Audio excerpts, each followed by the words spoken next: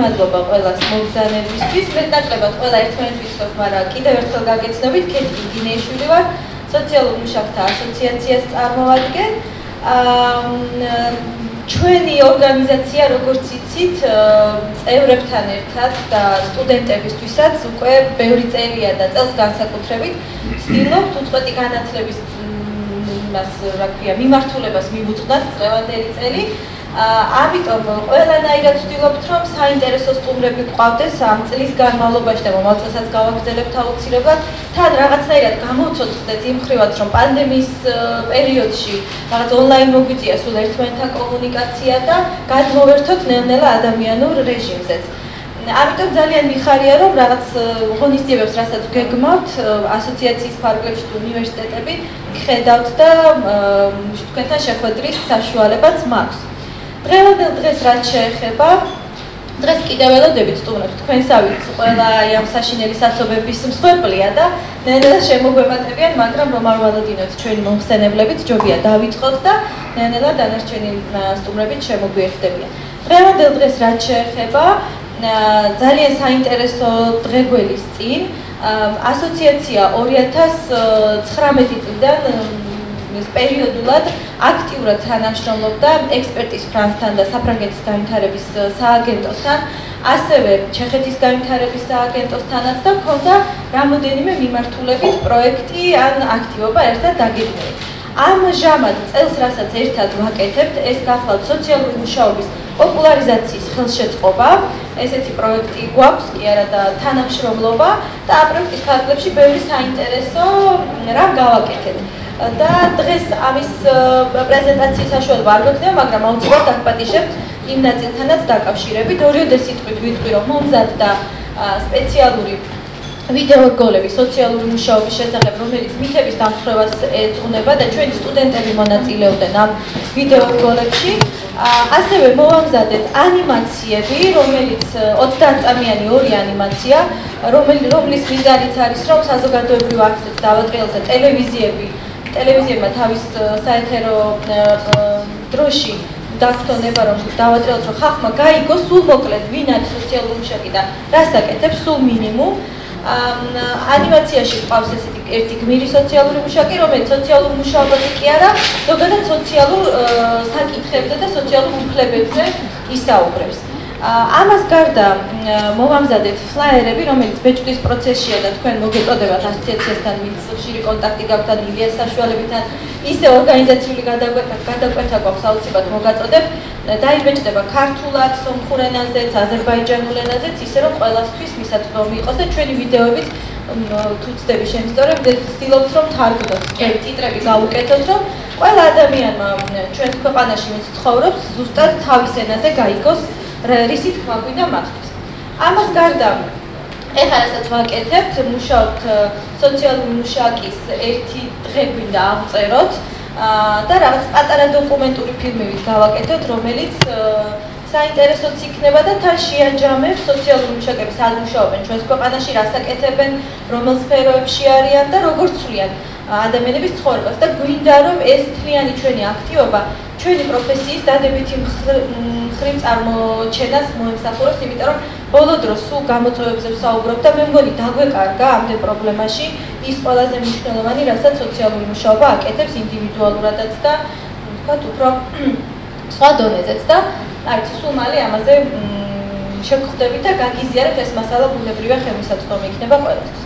ახლა დღევანდელ დღეს რომ დავუბრუნდე ისევ ამ თანამშრომლობის ფარგლებში მადლობა მინდა გადავუხადო ექსპერტის ფრანს, რომელმაც შემოგთავაზა, ჩვენ მქონდა ესეთი თხოვნაც, რომ თუ საინტერესო იქნებოდა მათთვისაც, თქვათ, მქონოდა ესეთი სალექციო კურსები ჩვენი სტუდენტებისთვის, მაგრამ მე მსჯელობაში მოვიდა ასეთი იდეა, რომ მათი ექსპერტები, რომლებიც სხვადასხვა ქვეყანაში უძღვებიან აი სოციალურ პოლიტიკას, ან მონაწილენი არიან, ან პროფესორები არიან ამ მხრივ, ამ მიმართულებით ჩაატარებდნენ ლექციას არა მხოლოდ სტუდენტებისთვის, არამედ გაგვაცნობდნენ ნებისმიერ დაინტერესებულ პირს სხვადასხვა ქვეყანაში სოციალურ პოლიტიკის შესახებ ინფორმაციას.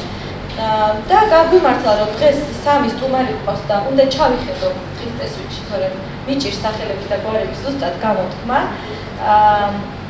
ესე იგი დღეს 3 საათით ხვდებით, დაახლოებით პირველამდე გაგრძელდება ჩვენი შეხვედრა, პრეზენტაცია დაახლოებით 40 წუთი გაგრძელდება, შემდეგ კითხვა-პასუხის საშუალება გვექნება თითოეულ გამომცვლელთან, გვექნება თითოეულ პრეზენტაციის შემდეგ 10 წუთიანი შესვენება და შეგიძლიათ, არ ვიცი, ყავა მიირთვათ, მოწიოთ ან ჰაერზე გავყიდეთ, ვისაც როგორ მოგიხერხდება.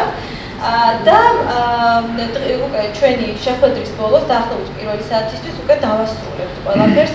გექნებათ საშუალება ბუნებრივია გამომცვლელებსაც პირადადაც ეკონტაქტოთ, არ ვიცი, დაუკავშირდეთ შემდეგ. ჩვენი გამომცვლელები არიან ჰაგენ ჰიუგელშაფერ, ვიჭირს გერმანული ჩვენი მოხსენებელი, რომელიც გახლავთ გერმანიიდან და ის არის გერმანული საპენსიო ასოციაციის მმართველი დირექტორი და მოკლედ წარმოადგენს დაახლოებით 3 მილიონზე მეტ აქტიურ წევრს ეს ორგანიზაცია და პენსიონერების ინტერესებს რაც თავარია და მე მგონი ჩვენი ქვეყნისთვის და ჩვენთვის სოციალურ-მუშაკებისთვის განსაკუთრებით საინტერესო ეს საპენსიო სისტემა როგორ მუშაობს სხვა ქვეყანაში. ჩვენი კიდევ ერთი მოხსენებელი გახლავთ ჰიკი ილანმო, რომელიც არის სოციალური პოლიტიკის პროფესორი ჰელსინკის უნივერსიტეტში და მასაც ძალიან საინტერესო ლექცია იქნება ზოგადად სოციალური პოლიტიკის შესახებ. პირველი გამოსვლელი იქნება ჰიკი, შემდეგ გვეყოლება ბატონი ჰაგენი და ბოლოს იანა ვანჩეკი, რომელიც გახლავთ ჩვენი კოლეგა ჩეხეთიდან და ის არის სოციალური პოლიტიკის დოქტორი და გვესაუბრება ქალთა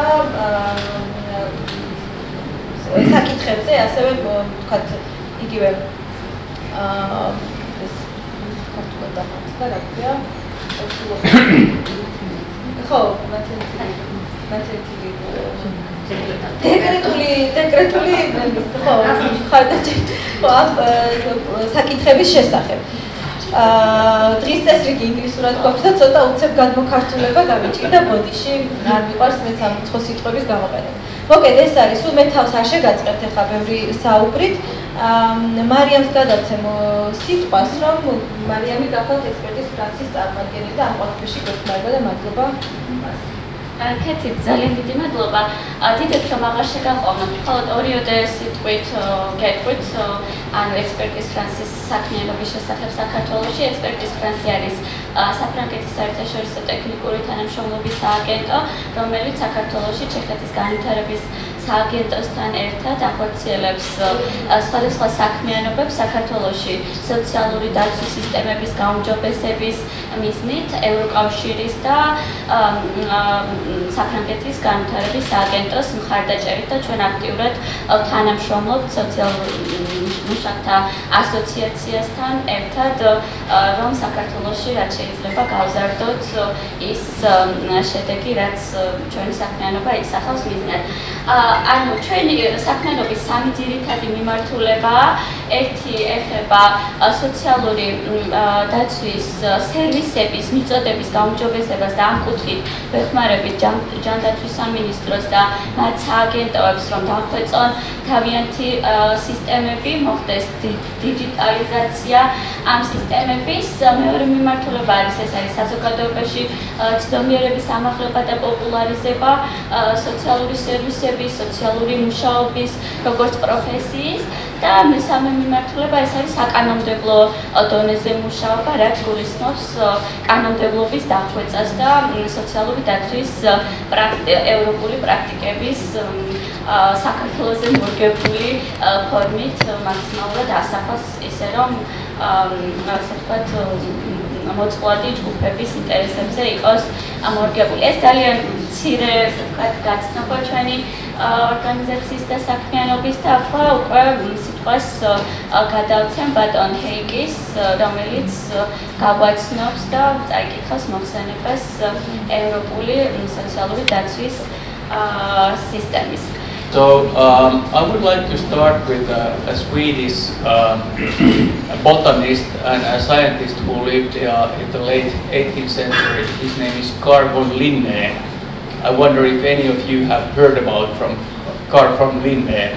He is known as the father of taxonomy, so the categories of plants. მე-18 საუკუნის ბოლო წლებში მოღვაწეობდა ერთ-ერთი შვედი ბოტანიკოსი, So, sorry, didn't hear the name properly. Carl von Linné. Carl von Linné. Interesებს ვინმეს თუ სმენიათ მის შესახებ. So he gave the Latin names for different kind of plants. სხვადასხვა მცენარეს უგრძა ლათინური სახელწოდებები. And what he said was that without names, things are useless. და მან თქვა რომ სახელების გარეშე ფაქტობრივად საგნებს არ აქვს დანიშნულება.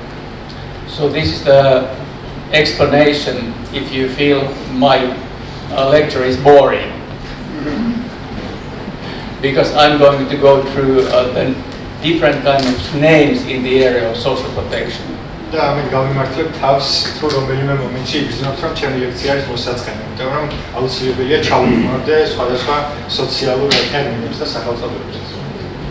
So as a social work and social policy specialist, you will conduct discussions in this area with politicians, municipal decision makers and other bureaucrats, and also with your international colleagues.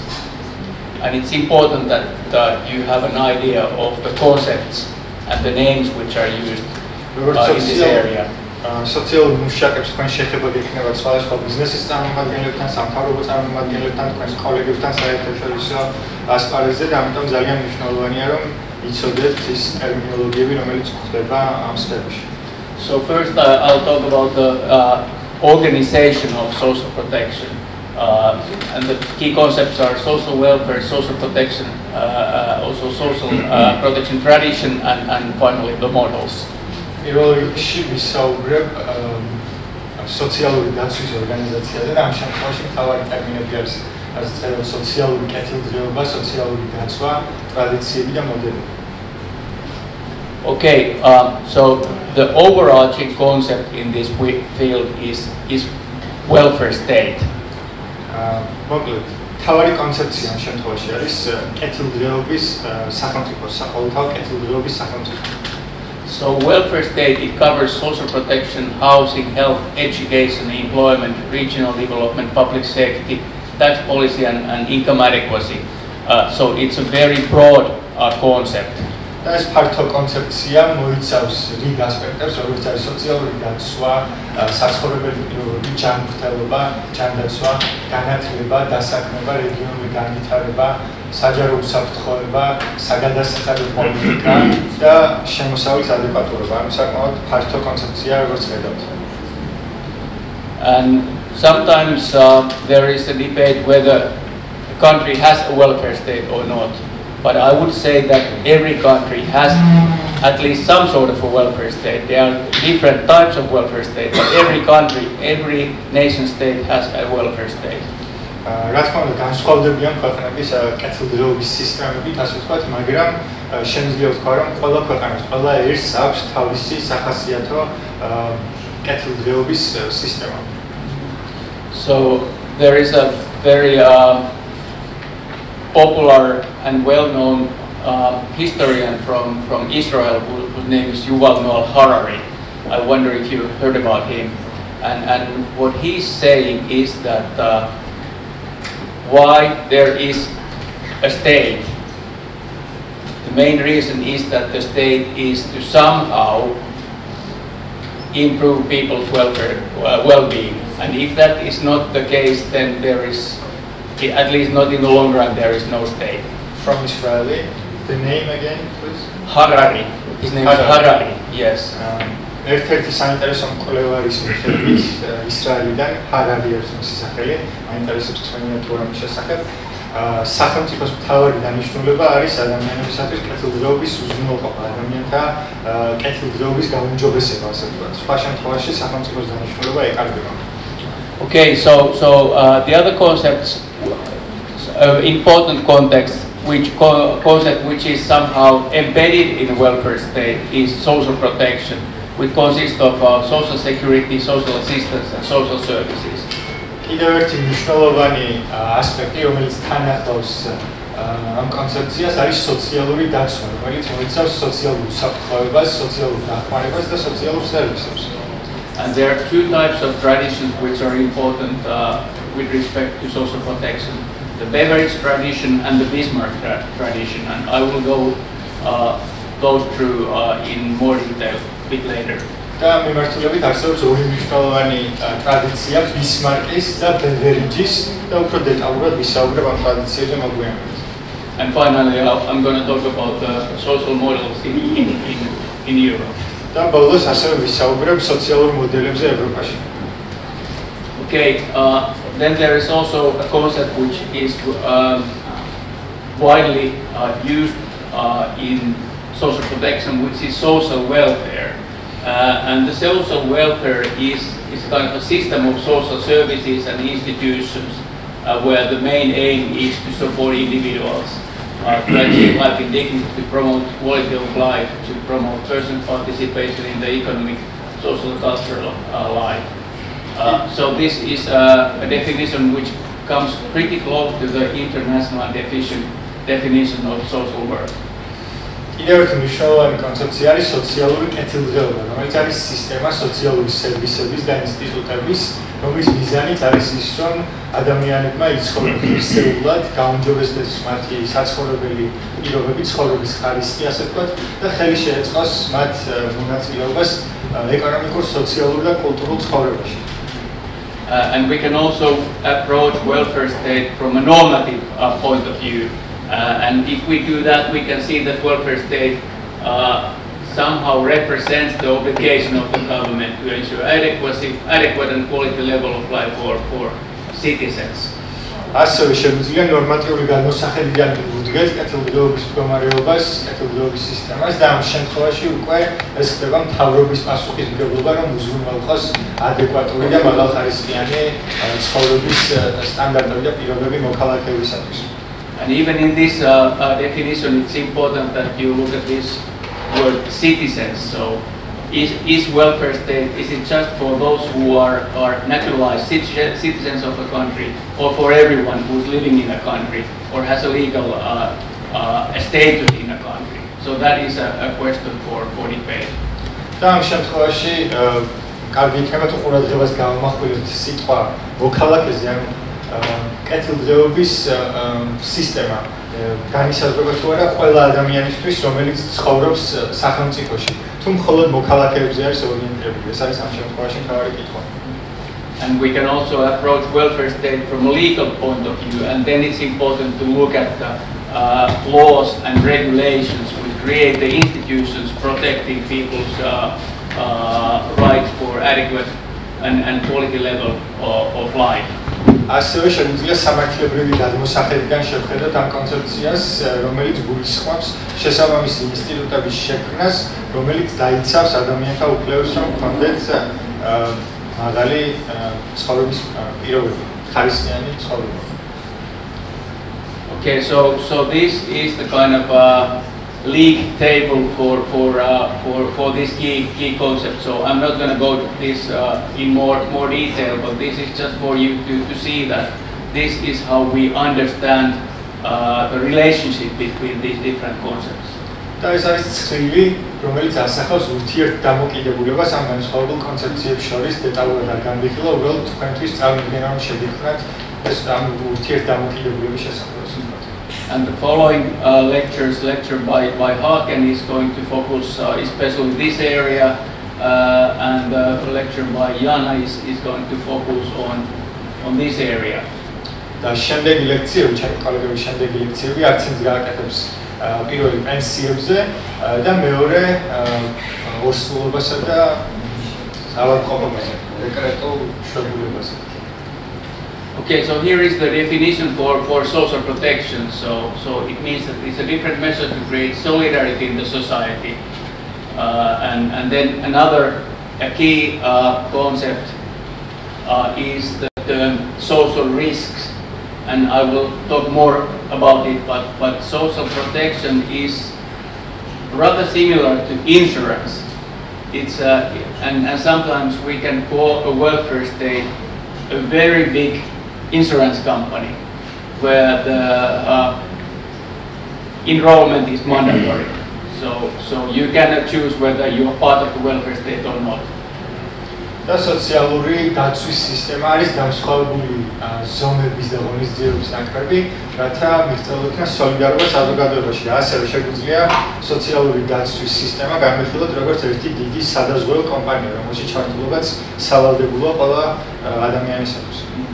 And inside this big welfare state or big insurance company, there are actually some areas where there are insurance arrangements, and they are called social insurance. And there the idea is that people are paying contributions, which correspond to a price you pay for private insurance, but the payment is mandatory.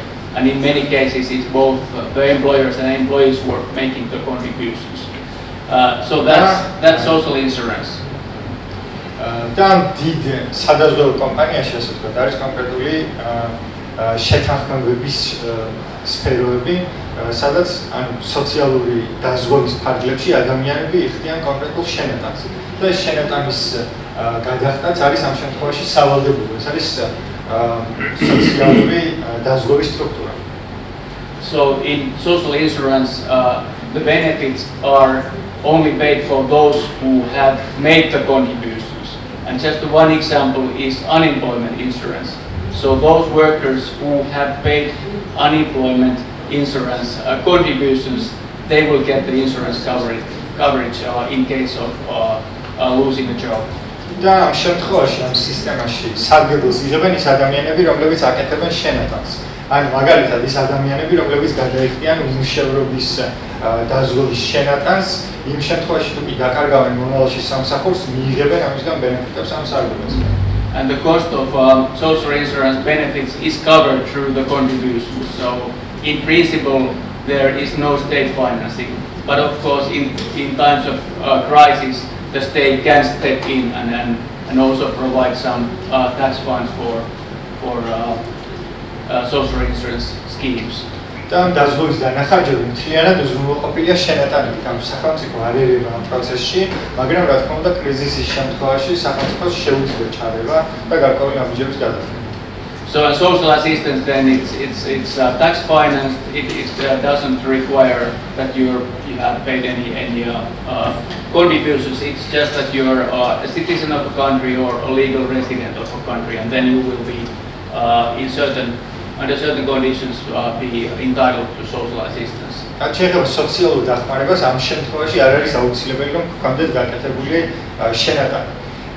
უბრალოდ აუცილებელია რომ ცხოვრობდეთ ქვეყანაში, გქონდეთ თქვა მოქალაქეობა, მაცხოვრებლის სტატუსი და უკვე მიიღებთ სოციალურ დახმარებას. And then another concept which is also widely used in this area is social security. And in many cases, social security refers to social insurance. So it's operating on the contributions, on the basis of contributions. და კიდევ ერთი მნიშვნელოვანი კონცეფცია არის სოციალური უსაფრთხოება, რომელიც დაკავშირებულია, რომელიც ასევე ეყრდნობა შენატანების გაკეთების სისტემას. და დიდწილად სოციალური დაცვის სისტემის მსგავსია ანალოგიური. And then this term of social risks, it's very much embedded in a society where people are mostly getting their livelihood through selling their work input in a market as paid workers, as a salaried employees. What was the last part? Salaried employees. So it's this idea of social risks is built into this modern capitalist system where people are earning earning their livelihood through labor markets. და სოციალური უსაფრთხოების რისკები უკვე მიდმულია იმ პროცესებზე, როცა ადამიანები შოულობენ კაპიტალისტურ სისტემაში საკუთარ შემოსავალს შრომის ბაზრიდან. So all those cases where you are not able to fully participate in the labor market and to get a compensation in the form of a salary, those are considered as social risks. და ყველა ის შემთხვევა, როდესაც არ გაქვთ იმის საშუალება, რომ სულად მიიღოთ შრომის ბაზარში მონაწილეობა და მიიღოთ კომპენსაცია ხელფასის სახით, ეს შემთხვევები მიჩნეულია სოციალური უსაფრთხოების რისკებად. For example, if you're sick, you can't work. If you're taking care of a child, you can't work. If you have accidents in work, then you can't go on working. If you reach retirement age, you can't no longer work. So all these cases relate to a situation where your work capacity is reduced. მაგალითისთვის თუ ხართ ალბათ ვერ იმუშავებთ, ასევე თუ დეკრეტულ მშობლებაში გადიხართ, ვერ შეძლოთ მუშაობას, თუ უბედური შემთხვევა მოხდა სამუშაო ადგილას, ან გადას პროფესიულ დაავადებას გადააწყვეტთ, თქვათ, პენსიაზე გახვედით და ასე შემდეგ. ყველა ეს ასპექტი შედის სწორედ ამ ჩამონათვალში, სოციალური დაცვის რისკების ჩამონათვალში. And this concept of risk doesn't signify that it's an unwanted situation. So people want to have children, people want to live longer, but on those instances you need to have some coverage. და აი გაუთვალისწინებულ შემთხვევებში მოკლედ ადამიანებს რა თქმა უნდა თითქმის ყველა ადამიანს სურს შვილები ყავდეს, ანუ დეკრეტული შვილობა ასეთ ისე გარდაუვალია და ასე შემდეგ. ყველა ამ შემთხვევაში აუცილებელია გარკვეული დაზღვევა. And sometimes we also talk about old social risks and new social risks. ზოგჯერ ჩვენ ასე ვსაუბრობთ ძველ და ახალ სოციალურ რისკებზეც. So these are considered as the old social risks. And the new social risks entail, for example, over-indebtedness, single parenthood, social exclusion. და ეს არის ძველი სოციალური რისკები, ახალი რისკები შეიძლება იყოს ზედმეტად დამოკიდებულება, ვთქვათ, კონკრეტულ ადამიანზე, ან მარტოხელა ადამიანის მდგომარეობა, სოციალური დარიყვა ადამიანის. Okay, so then some words about social assistance. So social assistance benefits, they are mostly paid on a flat rate basis. So it's social assistance is not about smoothing consumption. It's just about reducing poverty or preventing poverty. რაც შეიძლება სოციალური დახმარება. სოციალური დახმარება არ არის მიმართული იმისკენ, რომ თქვათ მოხმარება გააუმჯობესოს. ეს არის მიმართული იმისკენ, რომ შეამციროს ან აღმოფხვრას სიღარიბე. So they can be paid in cash or also in kind. და ამ შემთხვევაში შეიძლება საქმე გქონდეს, თქვათ, ნაღდი ანგარიშწორებით ანაზღაურებასთან ან ნატურალ ანაზღაურებასთან. Just to give you one example of in-kind benefit is the program which is called SNAP, Supplementary Nutrition Assistance Program, which is the largest social assistance program in the US. So they are not providing poorest part of their population with money, but they're just giving food coupons which people can use to buy food. ნატურალის გავრების ერთი მაგალითი რომ მოგიყვანოთ, მაგალითად ამერიკის შეერთებულ შტატებში არის ძალიან მსხვილი სოციალური დახმარების პროგრამა, რომლის ფარგლებშიც ისინი ადამიანებს თანხას კი არ გადასცემენ, არამედ გადასცემენ საკვების კუპონებს. And some countries they have also guaranteed minimum resources schemes, where the idea is that you calculate all the benefit, all the money the household is getting, and then you see whether that is enough to cover basic needs. And if it's not enough, that part which falls below the threshold is paid as a guaranteed minimum income. და ზოგიერთ ქვეყანაში ასევე არის გარანტირებული მინიმალური რესურსების სქემა, რაც გულისხმობს იმას, რომ ანალიზი უკეთდება ოჯახის შემოსავალს, შემდგომ განისაზღვრება ეს შემოსავალი რამდენად აკმაყოფილებს მათ მინიმალურ ან აუცილებელ მოთხოვნებს და თუ ვერ აკმაყოფილებს, მაშინ სხვაობის ანაზღაურება ხდება და ამას ქვია მინიმალური რესურსების სქემა. So social assistance as a concept it's quite simple, but the practical application in many times they are extremely complicated, and that is also the case in Georgia. თეორიულად სოციალური დახმარების სისტემა არის საკმაოდ მარტივი, მაგრამ პრაქტიკაში ხშირად ვაწყდებით ხოლმე ბევრ სირთულეს და საქართველოს ამ შემთხვევაში სწორედ ამის მაგალითია.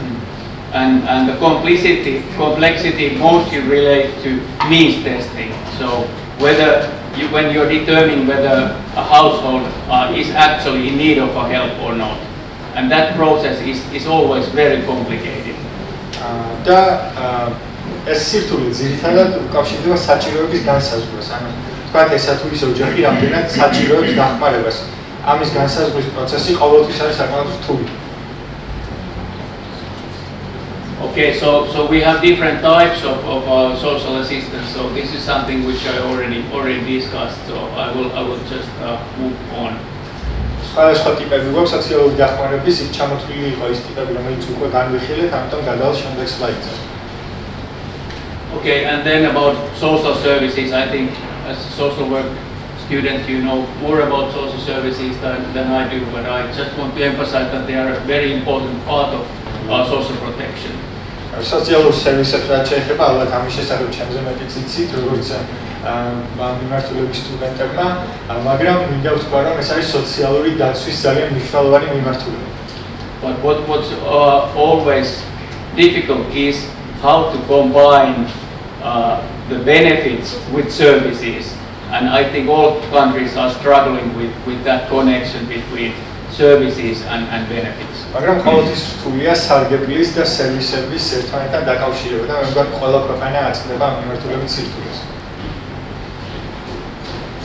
So then a few words about those traditions which I mentioned.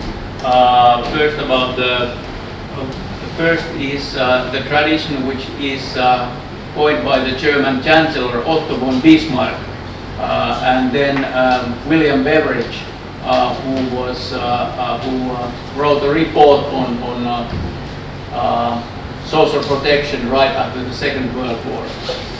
და ახლა ვისაუბროთ იმ ტრადიციაზე, რომელიც პრეზენტაციის დასაწყისში აღნიშნე, ესენი არის გერმანელი კანცლერის ოტო ვონ ბისმარკის მიერ შემუშავებული ტრადიცია პირველი და მეორე დიდი ბრიტანეთის ლორდის უილიამ ბევერიჯის ტრადიცია, რომელიც მან შეიმუშავა მეორე მსოფლიო ომის შემდეგ.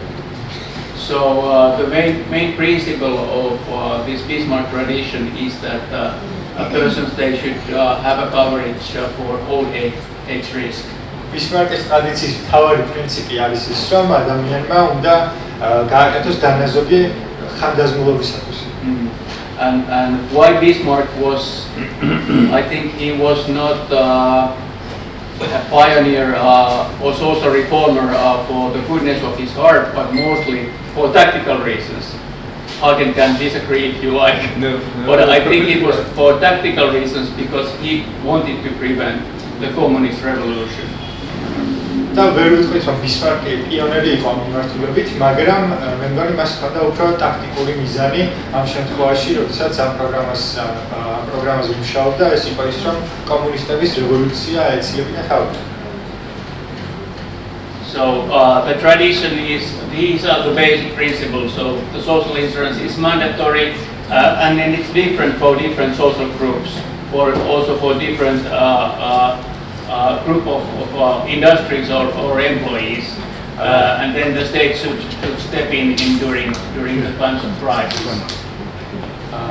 და ამ მიმართულებით მთავარი ასპექტი არის ის, რომ სოციალური ბისმარკის ტრადიციის ერთ-ერთი მთავარი ასპექტი არის ის, რომ სოციალური დაზღვევა არის სავალდებულო. რა თქმა უნდა, სოციალური დაზღვევა განსხვავდება ადამიანთა ჯგუფების მიხედვით და კრიზისულ პერიოდში სახელმწიფოს აქვს ჩარევის უფლება. The Beveridge tradition emerged from a very different context. That emerged after the Second World War, when the whole world and especially Europe was in complete ruins, and there was a wide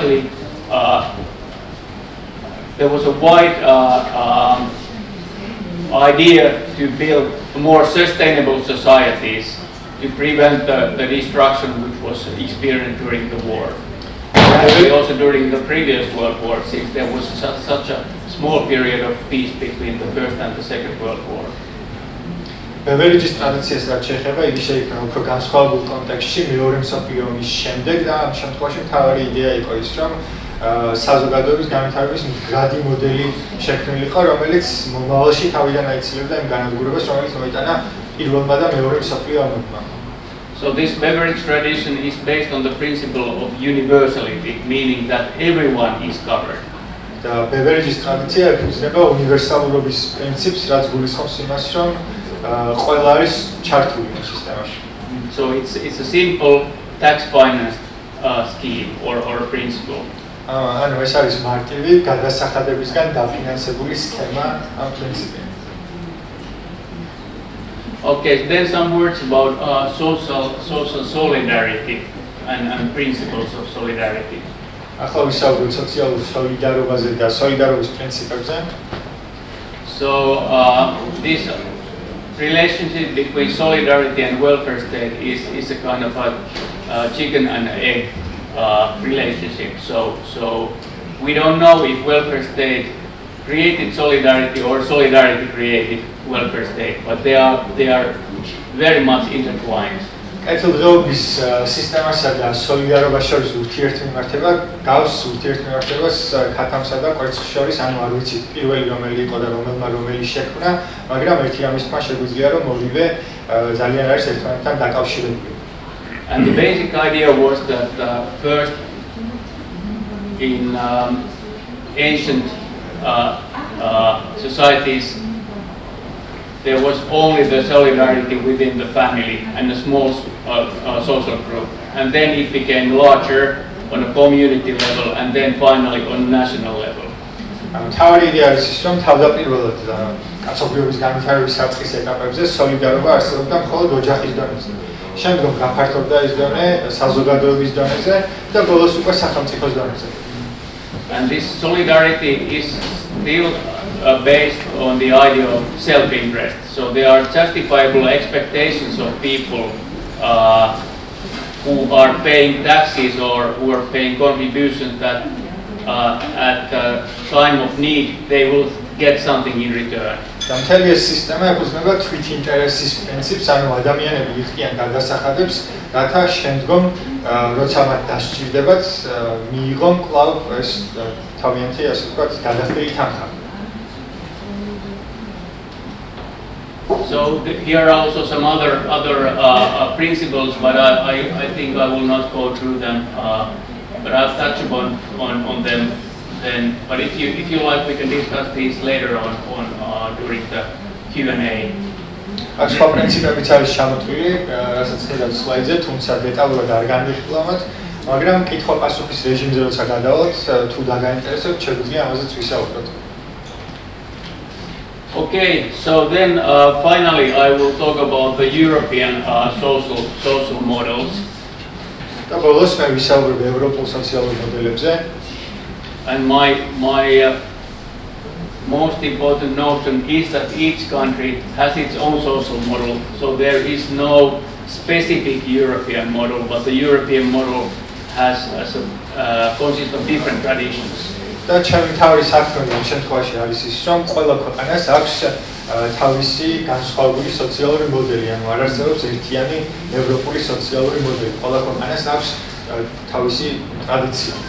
And this heterogeneity can be dragged down to first of all the historical legacies. Since when a certain system is put in place, whether it be Bismarckian or a beverage system, it has a path dependency. So once a model has been implemented, it'll have an effect on future reforms.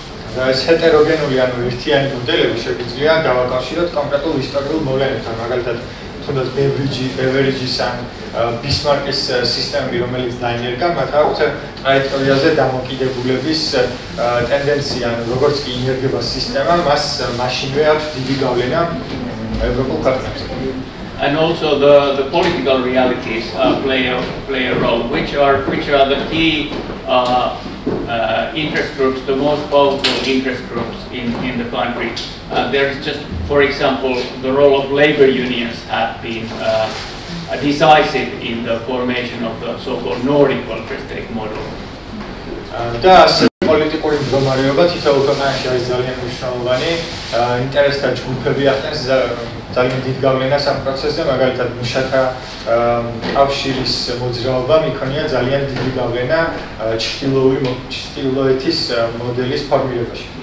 And also policy ideas and how the policy ideas are framed in a political debate, that has also implications for social policy or social model traditions. და ასევე პოლიტიკის იდეა, როგორ ხდება ამ პოლიტიკის იდეის განხორციელება შემდგომ პრაქტიკაში, ამასაც აქვს ძალიან დიდი გავლენა სოციალურ მოდელებზე. And then and there's also economic necessities play a role. For example, what are the dominant industry sectors and what is the rate of urbanization, for example. და ასევე ეკონომიკური საჭიროებებიც თამაშობს ძალიან მნიშვნელოვან როლს, მაგალითად რომელი არის დომინანტური ინდუსტრიული სექტორები კონკრეტულ ქვეყანაში და როგორი არის თქვა ურბანიზაციის მაჩვენებელი. So the economic necessities, they create needs for social protection, and those needs are responded differently in different countries. ანუ ეკონომიკური საჭიროებები ქმნის სოციალური მოდელის აუცილებლობას და შემდგომ ეს სხვადასხვანაირად აისახება სხვადასხვა ქვეყნის რეალობაში.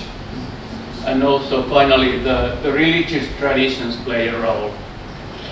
For example, in the Nordic countries we have a state church tradition, and that state church tradition has strengthened people's trust in the state because the head of the state was also the head of the church, so you didn't need to split your loyalty to God and to King because they were represented by the same person.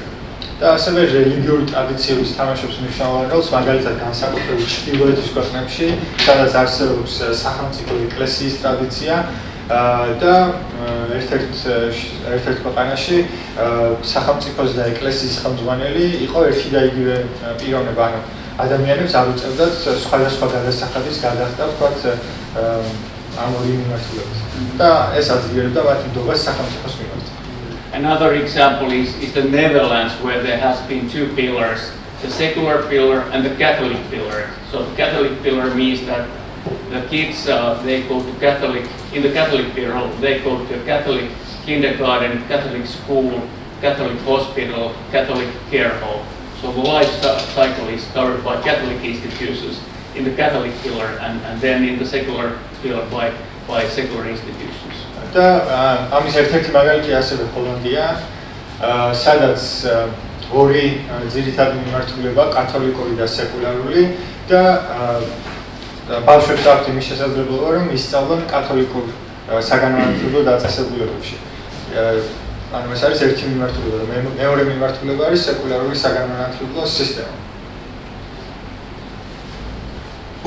And then when we make these categories or we try to identify different social models, there is one single question which allows us to determine or to identify the models, and that is who is protecting the worker against loss of income resulting from a social risk.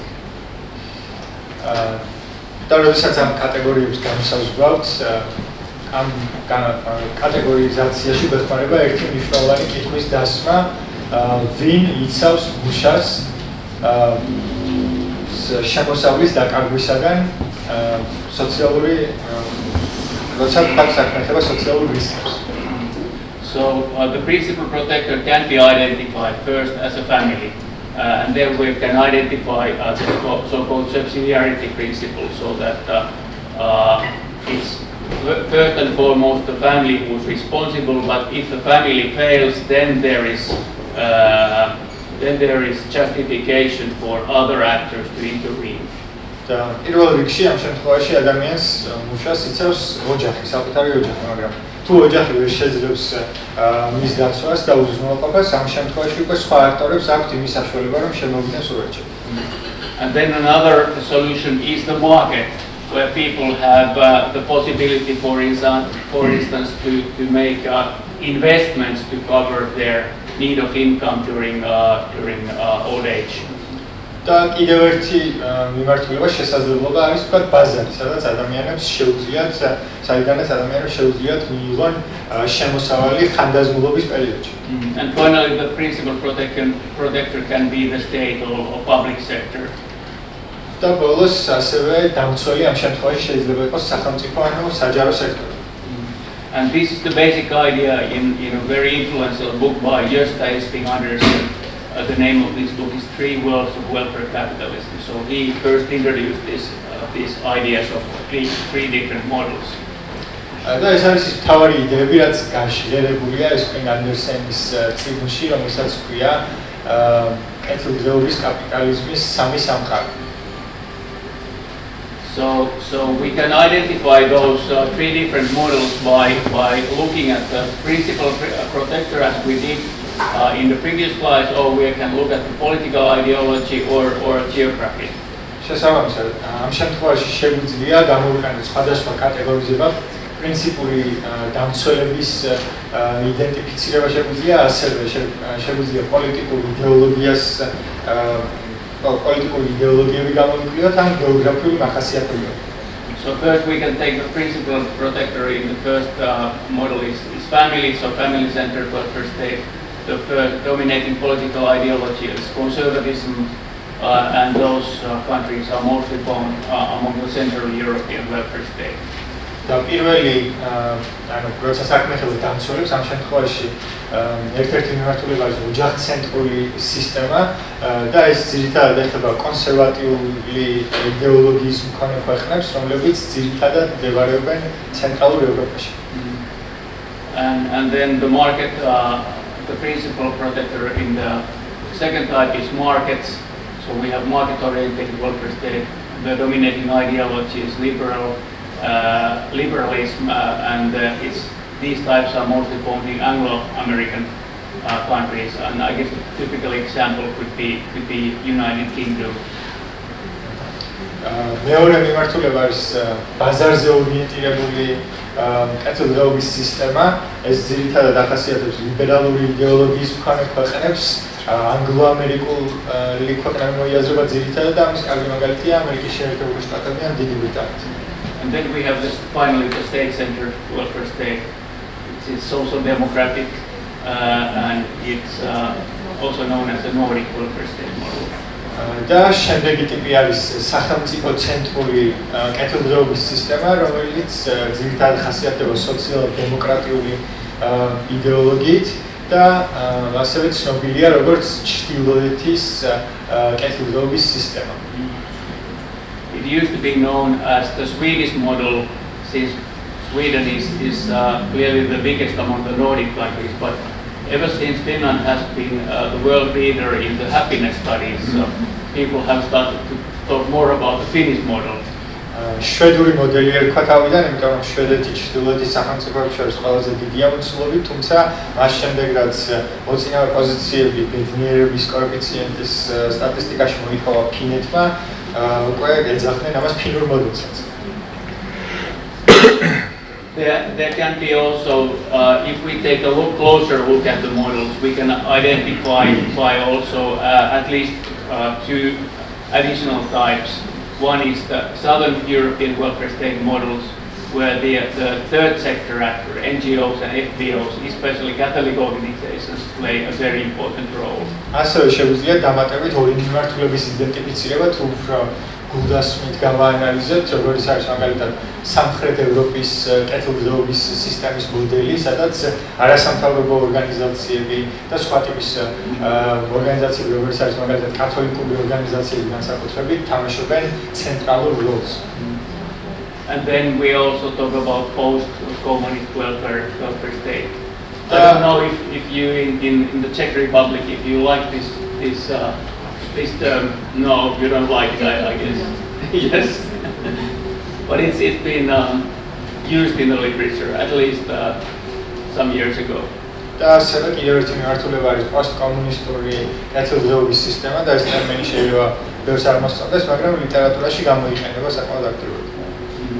And in the European Union, after the Brexit, I think we only have 4 models left because we don't have this market-oriented model any longer. ხოლო ევროკავშირში Brexit-ის შემდეგ მხოლოდ 4 მოდელი გვაქვს, ბაზარზე ორიენტირებული მოდელი უკვე აღარ არის ევროკავშირში. And then we can also look at these social models by the financing types. So whether there is dominating financing type is the social assistance or the social insurance. ასევე შეგვიძლია სოციალური მოდელები დაფინანსების ტიპების მიხედვით განვასხვაოთ, თქვათ სოციალური დახმარების როლი და სოციალური დაცვის ასპექტები გამოშვებით ამ შემთხვევაში. So like there is the minimalist welfare state where there is a very weak minimum protection through social assistance or non-contributory schemes. და არსებობს მინიმალისტური კეთილდღეობის სისტემები, სადაც მინიმალური დაცვა წვლის შეტანაზე არაორიენტირებული სისტემით არის საკმაოდ სუსტი. And then we have the corporate welfare states where the emphasis on contributory, only on contributory schemes by occupational categories. და შემდგომ ასევე არის კორპორატიული კეთილდღეობის სისტემა, სადაც აქცენტი კეთდება მხოლოდ და მხოლოდ შენატანის გაკეთების სასოფლო სისტემაზე. And then we have this encompassing welfare state where there is both contributory and non-contributory schemes. და ერთგვარი ასე ვთქვათ, ნაზავი ამ ორი სისტემისა საერთო კეთილდღეობის სისტემა, რომელიც ორივე ზემოთ აღნიშნული სისტემის ელემენტებს აერთიანებს. So these are mainly ideal types, so all the European countries are more or less in this category. და ეს ბოლო კატეგორია არის ყველაზე იდეალური კატეგორია, ევროპული ქვეყნების უმეტესობა სწორედ ამ სისტემას იყენებს. And then just before I close, I want to talk about new directions in the social models. და სანამ დავასრულებ პრეზენტაციას, სოციალური მოდელების ახალ მიმართულებებზე მსურსაუბარი. So we talk about social investment welfare state, where the idea is not just to protect people against risks, but also to prevent the risks. ჩვენ ვისაუბრეთ სოციალური ინვესტირების მოდელებზე, სადაც თავარი იდეა მხოლოდ იმაში კი არ მდგომარეობს, რომ თქვა დავეხმაროთ ადამიანებს, საჭიროებაში მყოფ ადამიანებს, არამედ მოხდეს რისკების პრევენციაც. And this risk prevention is mostly focused on children or even children below school age. So it emphasizes very much early childhood education. და ეს რისკების პრევენციის მოდელი აქცენტს აკეთებს ბავშვებზე, სკოლამდელი ასაკის ბავშვებზეც კი, ანუ ძალიან ადრეული ასაკის ბავშვებზე აკეთებს მოკლედ აქცენტს. And also programs to reconcile work and family life. და ასევე ეს მოიცავს პროგრამებს, რათა დაბალანსდეს სამუშაოს ასე ვთქვათ სამუშაოსა და ოჯახშორის გადანაწილებული დრო. And then this is my final slide, and that's about eco-social welfare state or ecological welfare state. ეს არის ჩემი ბოლო სლაიდი, რომელიც ეხება ეკოლოგიურ, სოციალურ კეთილდღეობის სისტემას. So this can be characterized as a new paradigm emerging in the welfare state literature. ეს არის ერთგვარი ახალი პარადიგმა, რომელიც გამოჩნდა კეთილდღეობის სისტემის ლიტერატურაში. Where the main motivation is to think about what are the areas of social protection we need to take into account in transitioning towards eco-social society. და ეს მოიცავს იმ ასპექტებს, რომელიც უნდა გამოითვალისწინოთ სოციალური დაცვის სისტემაში, იმისათვის, რათა მოახდინოთ გადასვლა, გადავიდეთ ეკო-მეგობრულ სოციალურ მდგომარეობაში. First, we thought that this is something which, we're going to start thinking about sometime later in the future, but because of the Ukrainian war, this is very much on the table of the politicians in Europe at the moment. თავდაპირველად გვეგონა, რომ ეს იყო რაღაც მომავლის პერსპექტივა, რომელზეც მუშაობას დავიწყებთ მოგვიანებით, მაგრამ უკრაინული ომის გამო, უკრაინაში მიმდინარე ომის გამო დღესდღეობით არაერთი პოლიტიკოსის დღის წესრიგშია სწორედ ეს თემა. and it's very much related to schemes to compensate the high energy prices for low-income households. And the idea is that we should not compensate that for everyone, because this is something which we think will happen and must happen, that energy prices, especially energy produced by carbon-intensive industries, it must go higher to reduce consumption. So we should only compensate for the low-income households. და ეს ეხება ენერგეტიკის ხარჯების ანაზღაურებას დაბალი შემოსავლის მქონე ოჯახებისთვის. ანუ ყველა ოჯახისთვის არ მოხდება ამის ანაზღაურება, რადგან ჩვენ ვიცით, რომ ენერგეტიკული რესურსების ფასი გაიზრდება იმისათვის, რომ მოხმარება შემცირდეს, ამიტომ ეს ანაზღაურების მოდელი მხოლოდ და მხოლოდ ეხება დაბალი შემოსავლის მქონე ოჯახებს. Okay, so that's all from my side. So thank you for your presentation, and if you have questions or comments, I don't know if we have time. So good morning, everyone. Thank you for having me here. I'm really delighted to be here to give this presentation, which will evolve around work-family balance and care policies. Which will evolve around care policies and work-life balance. მოკლედ, მოგესალმებით მშვიდობის მოხარული ვარ მაგ შესაძლებლობა წავიკითხო პრეზენტაცია თქვენს წინაშე, რომელიც ძირითადად ეხება სრუნვის პოლიტიკის გაძლიერებას საქართველოში. I think it's also probably a relevant topic for your country, since there were some latest developments on maternity leave, and there are planned to be some more adjustments. So this might also be of interest to hear a little bit more about basic concepts that relate to work-life balance and structuring welfare policies or care policies. და მე მგონი რელევანტური იქნება თქვენი ქვეყნისათვის, რადგან გარკვეული ცვლილებები განხორციელდა დეკრეტული შვედურების მიმართულებით, ამიტომ განვიხილავ ძირითად კონცეფციებს, რომელიც ქმნის საყოველთაო კეთილდღეობის სისტემის სტრუქტურას.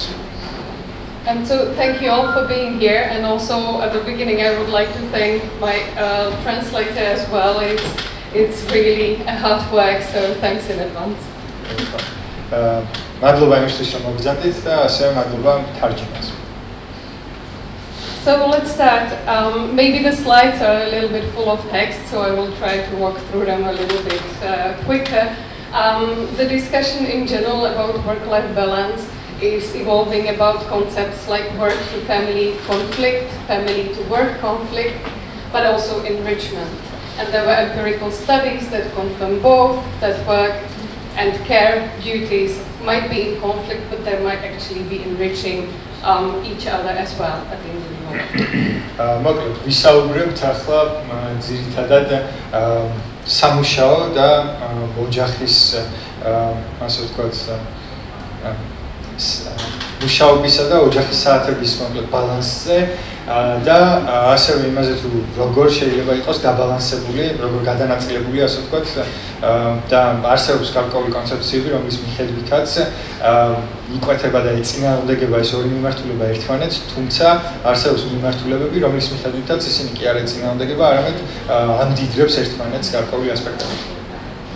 And of course, at individual level, for people who have care responsibilities, it is also important whether there are any welfare state measures that support them in dealing with the conflict between work and care.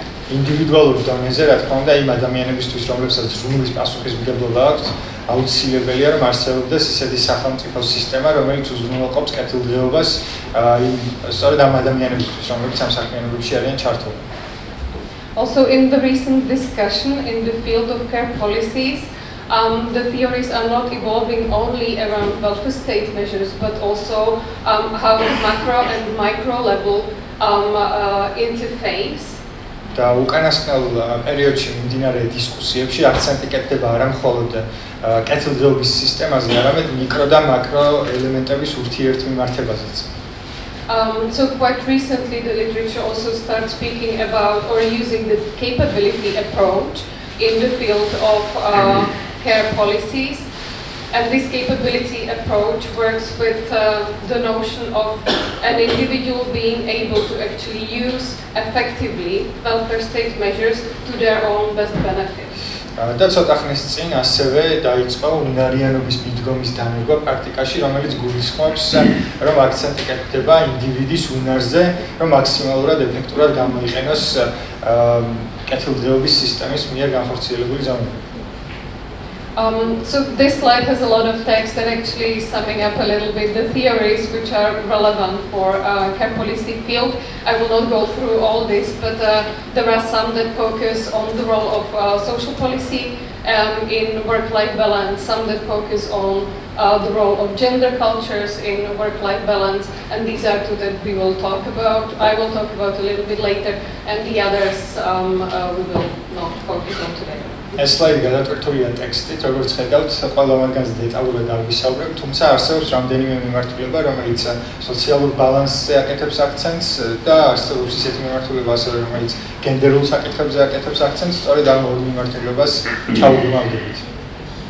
And before I start discussing some of these theories, and indeed the lecture will be a little bit more theoretical, if you are interested in some more concrete information about parental leaves and maternity and paternal leaves, not only in the EU but across the world.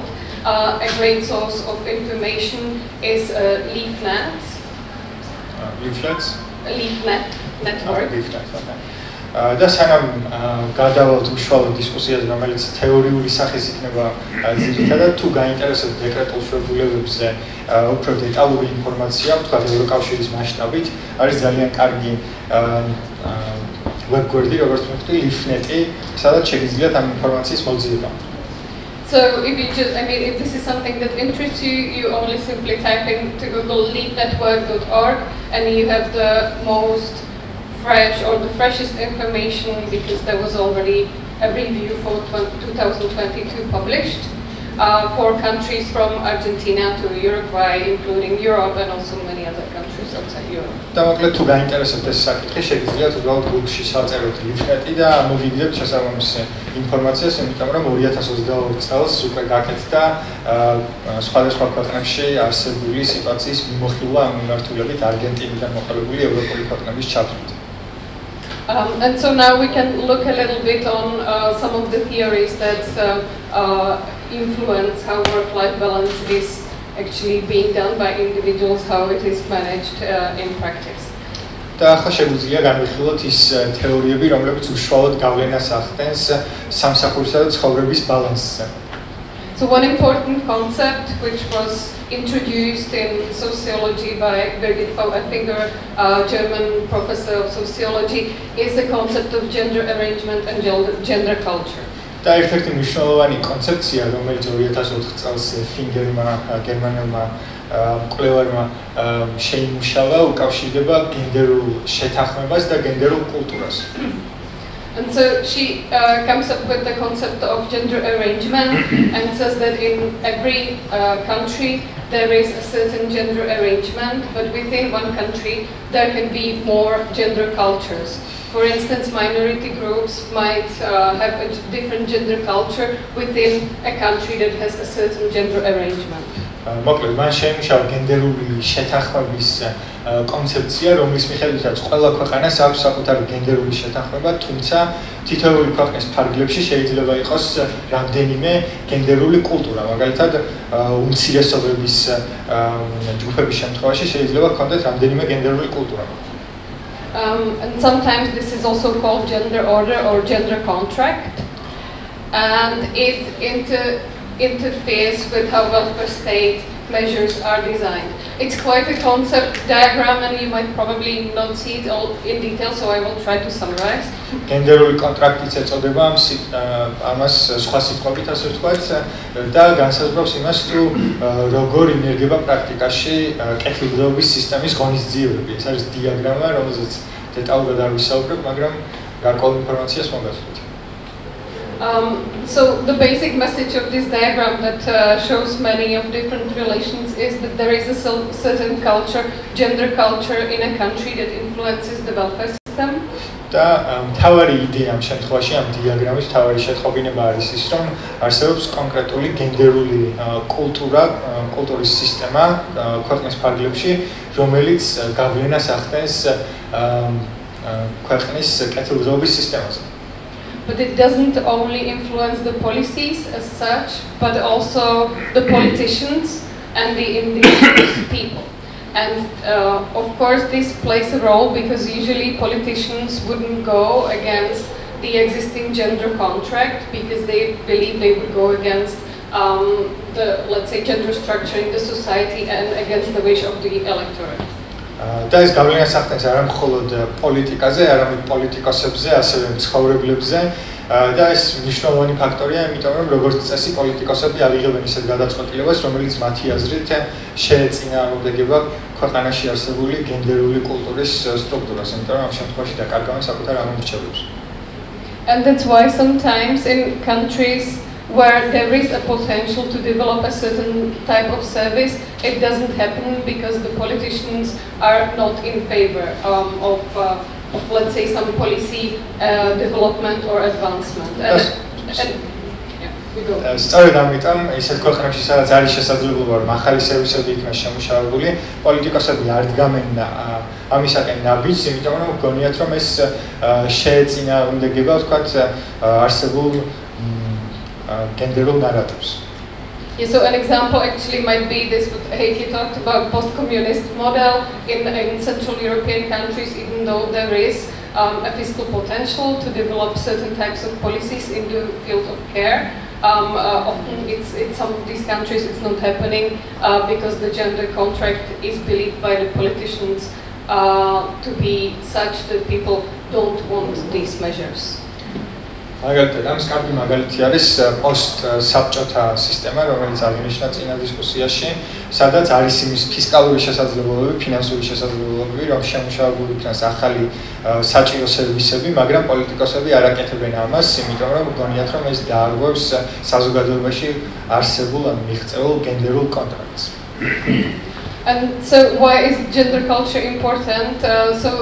It's important because it interferes or influences the macro level but also micro level, and from macro perspective these gender stereotypes or gender arrangement in a country also influences the position of women and men in the labor market, the segregation of women to female professions and men to male professions. და რატომ არის ეს მნიშვნელოვანი? იმიტომ რომ გავლენას ახდენს ბევრ სხვადასხვა ასპექტზე, მაგალითად ეს გენდერული კულტურის ასპექტები გავლენას ახდენს სამუშაო შრომის ბაზარზე, ქალებისა და კაცების სეგრეგაციის პროცესზე და მათი ანაზღაურების განსაზღვრაზეც შე შემთხვევაში.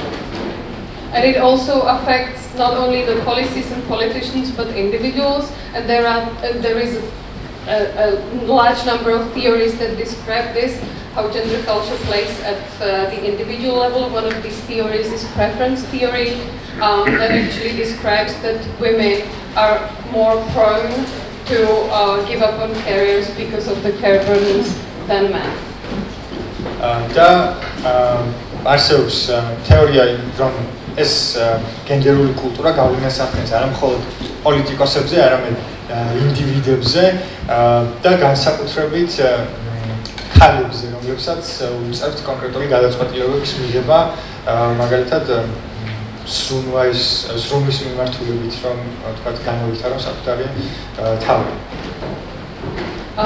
And so if I move further to the welfare state typology and theory, we already heard from Heikki about Espen Andersen typology, and he studies three aspects in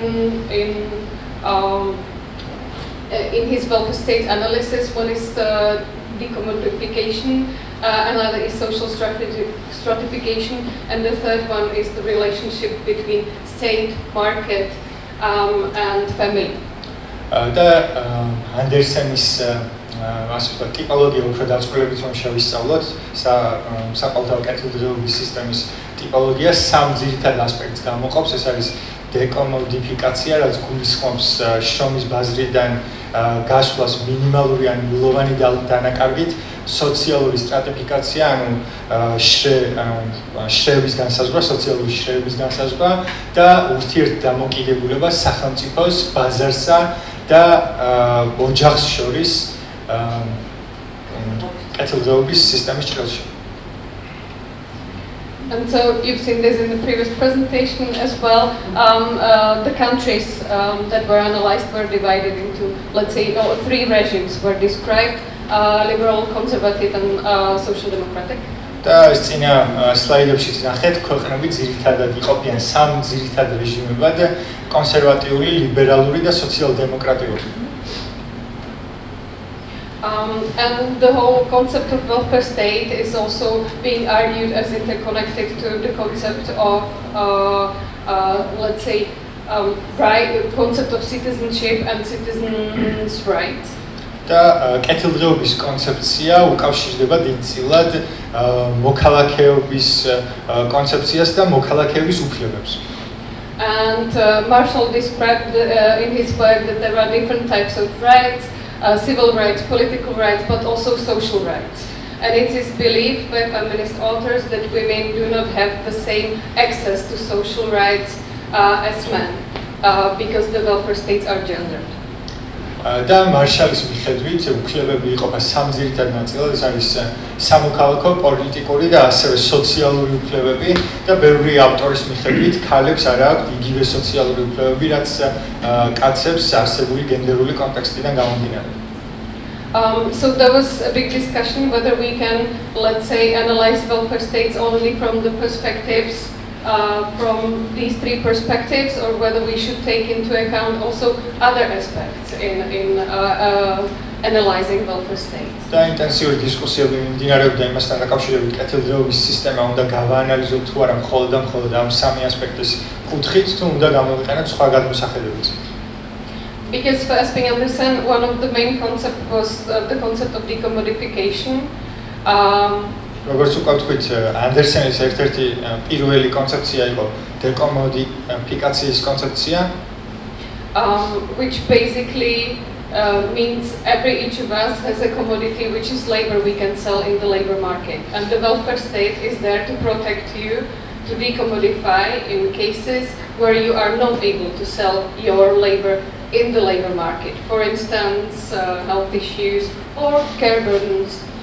რაც იმას გულისხმობს, რომ ყველა ადამიანს აქვს იმის საშუალება, რომ გარკვეული პროდუქტი შეიტანოს ბაზარზე, შრომის ბაზარზე და გაყიდოს და კეთილდღეობის სისტემა არსებობს იმისათვის, რომ დაიცვას ის ადამიანები, რომლებსაც ამის შესაძლებლობა არ აქვს სხვადასხვა მიზეზებით. მაგალითად, ავადმყოფობა, ან შრომის უნარობა და ასე შემდეგ. But oftentimes the welfare states protect people from the need to commodify their labor force through social insurance. And the access to social insurance is argued not always to be the same for women and for men. მაგრამ ხშირ შემთხვევაში ამ ადამიანების დაცვა კეთილდღეობის სისტემაში ხდება სოციალური დაზღვევის გზით და სოციალური დაზღვევაზე ცოტა მაქალებისა და კაცებისათვის ერთნაირი არ არის. So therefore there was a new concept developed which is really key for care policy field. It's like really a terminus technicus. And it's defamilization. და სწორედ ამიტომ შემუშავდა ახალი კონცეფცია, ახალი ტერმინით აღინიშნება, რომელსაც ეწოდება დეფამილიზაცია. And this actually means, or it describes the ability of an individual to preserve or like keep their certain position or life standard without the obligation to commodify their labor in the market, and without being dependent on the other family members' income. და ეს გულისხმობს ადამიანის უნარს, რომ თქვათ გადარჩეს, შეინარჩუნოს საკუთარი ცხოვრების სტანდარტები იმის გარეშე, რომ თქვათ ზედმეტად დამოკიდებული იყოს ოჯახის სხვა წევრებზე. And so there was another analysis done of welfare state regimes that focused on how the childcare and elder care is organized and provided. სხვა ანალიზებით ჩატარდა ამ მიმართულებით, რომელიც ძირითადად აქცენტს აკეთებდა იმაზე, თუ ვთქვათ ბავშვთა ზრუნვა და ხანდაზმულთა ზრუნვა როგორ არის ორგანიზებული. And they looked in this analysis into the existence of parental leaves and into the access to formal childcare for children aged below 3. Sorry. So they looked in this study in these countries whether there is any parental leave and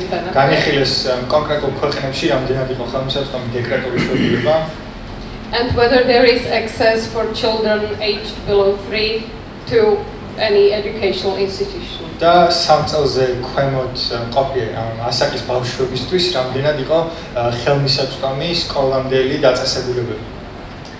And for the field of elder care, so care for frail, elderly, dependent relatives, they also looked into accessibility of social services for people aged 65 plus. ჩეხება ხანდაზმულებზე ზრუნვას ამ შემთხვევაში თქვათ სხვა ადამიანების ზრუნვაზე დამოკიდებულ ნათესავებთან ერთად განიხილეს ის ადამიანები, რომელთა ასაკიც იყო 65 წელზე ზემოთ.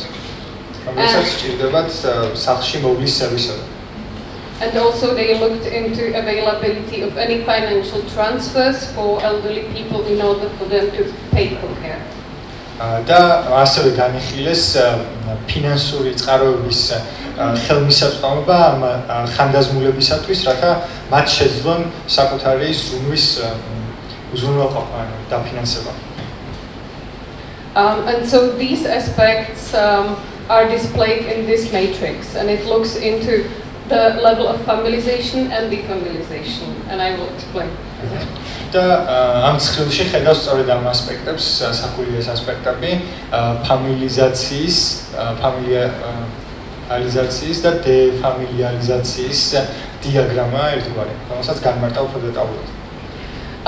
So for those welfare states that have strong familiarization, it means that they are providing financial benefits to individuals to cover for within family for the care needs. So they provide maternity leaves, parental leaves.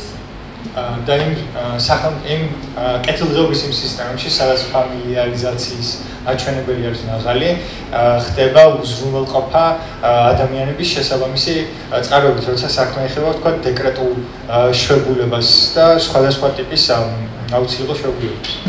So such welfare state would promote care provided by women in the family. They would give the families the money so that women provide the care in the family. და ასეთ სისტემაში წახალისებულნი არიან ძირითადად ქალები, რომ თქვა საკუთარ თავზე აიღონ ეს ზრუნვის სერვისები, ანუ სახელმწიფო გამოყოფს თანხებს იმისათვის, რომ შემდგომ ქალებმა განახორციელონ ზრუნვა. And in the welfare states with weak familiarization, these financial benefits wouldn't be very generous. They might be available, but they would not be so generous. ხოლო იმ სისტემებში, სადაც ფამილიარიზაციის მაჩვენებელი არის შედარებით სუსტი, ეს სარგებელი არის საკმაოდ სუსტი, ანუ დაბალი, ასე ვთქვათ, არსებობს, მაგრამ დაბალია. And now when we look at the other X, the familiarization, here we are looking at the access to services. დეფამილიარიზაციას რაც შეეხება, ამ შემთხვევაში ჩვენ განვიხილავთ სერვისებზე წტომას. So in countries with strong defamiliarization, you would have a good access to care services, both for children and for the elderly. იმ ქვეყნებში, სადაც დეფამილიარიზაციის მაჩვენებელი არის ძლიერი, არის საკმაოდ მაღალი წტომა, როგორც მოხუცებისათვის, ასევე ბავშვებისათვის ზრუნველობით სერვისებზე. And the opposite in countries with big defamiliarization, so there you wouldn't have too many places available in care services, or the services wouldn't be available at all. ხოლო სუსტი დეფამილიარიზაციის სისტემაში სერვისები, თქვათ, ნაკლებად არის ხელმისაწვდომი ან საერთოდ არ არის ხელმისაწვდომი. And so this brings us to like having 4 possible categories of countries In optional familialism, it's countries where you have good access to services, but also good access to financial help or support. That's why optional, because you have the option to decide whether you provide the care at home or you ensure the care in an institution. შესაბამისად იქნება 4 ძირითადი კატეგორია დეფამილიარიზაციის გრაფაში. არჩევითი ფამილიარიზმის შემთხვევაში უზრუნველყოფილია შესაბამისი დაფინანსება, ძლიერი დაფინანსება და არჩევითია ეს, რადგან თავად წყვეტთ რამდენად ვთქვათ როგორ გამოიყენოთ არსებული ფინანსები, დაფინანსება.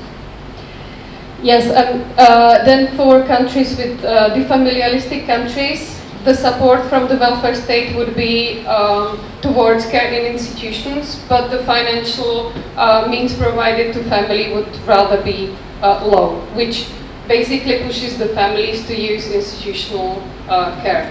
There are very few countries in this, let's say, in this type of welfare state. რაც შეეხება დეფამილიარიზმის ტიპის ქვეყნებს, ამ შემთხვევაში ვთქვათ მხარდაჭერილია სუნელობის სერვისები, თუმცა დაფინანსება, პირდაპირ დაფინანსება ოჯახებზე არის ძალიან დაბალი, რაც სტიმულს აძლევს ამ ოჯახებს, რომ ინსტიტუტებზე უფრო მეტად იყვნენ დამოკიდებული და ამ ტიპის დეფამილიარიზმის სისტემის მქონე ქვეყნების რაოდენობა არის საკმაოდ მცირე. And just to cover the remaining two, explicitly familialistic countries would have weak access to institutional care, but would have good benefits to the families. შევაჯამოთ გამოხატვითი ფამილიარიზმის ქვეყნებს, they would have low access to care in institutions, but high benefits to provide the care at home. დაბალი წვდომა, ვთქვათ, მზრუნველობით სერვისებზე, მაგრამ მაღალი სარგებელი, რომელსაც იღებს, ვთქვათ, ოჯახები და სახლები. And in the last model, both of these aspects would be rather weak. It means that you have poor access to care in institutions, but the benefits, if they are available at all, would rather be poor as well. და ბოლო მოდელში ორივე მათგანი არის საკმაოდ სუსტი, ანუ როგორც წვდომა სერვისებზე არის დაბალი, ასევე სარგებელი თუ საერთოდ ხელმისაწვდომია არის საკმაოდ დაბალი. So here's just an overview how the countries can be assigned to this model. So the social democratic countries, which have both good level of financial transfers to families, but also good access to care in institutions or public care, they would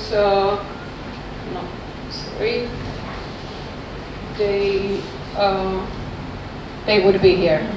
და აქ ხედავთ როგორ არის სახელმწიფოები გადანაწილებული გრაფაში იმის მიხედვით თუ როგორი ადგილი უკავიათ ფამილიარიზაციის სისტემაში, მაგალითად ისეთი სახელმწიფოები, რომელსაც აქვს სოციალ-დემოკრატიული პოლიტიკა და სადაც როგორც სრუნვის სერვისების დაფინანსება არის მაღალი, ასევე ბენეფიტები, სარგებელი, რომელიც ერიცხება ოჯახს არის საკმაოდ მაღალი, ექცევა იმ გრაფაში ბელგია, დანია, საფრანგეთი, შვედეთი და ფინეთი არის ეს ქვეყნები. ანუ სადაც ის დეფამილიარიზაცია არის ძლიერი. So where the defamiliarization is strong, right? Yes, but also familiarization is strong. So you have both benefits and places in institutions, and you can choose or combine. ძლიერია მოკლედ როგორც ფამილიარიზაცია, ასევე დეფამილიარიზაცია. ანუ კომბინირებულია და შეგიძლიათ აირჩიოთ. თქვენთვის სასურველია სისტემა.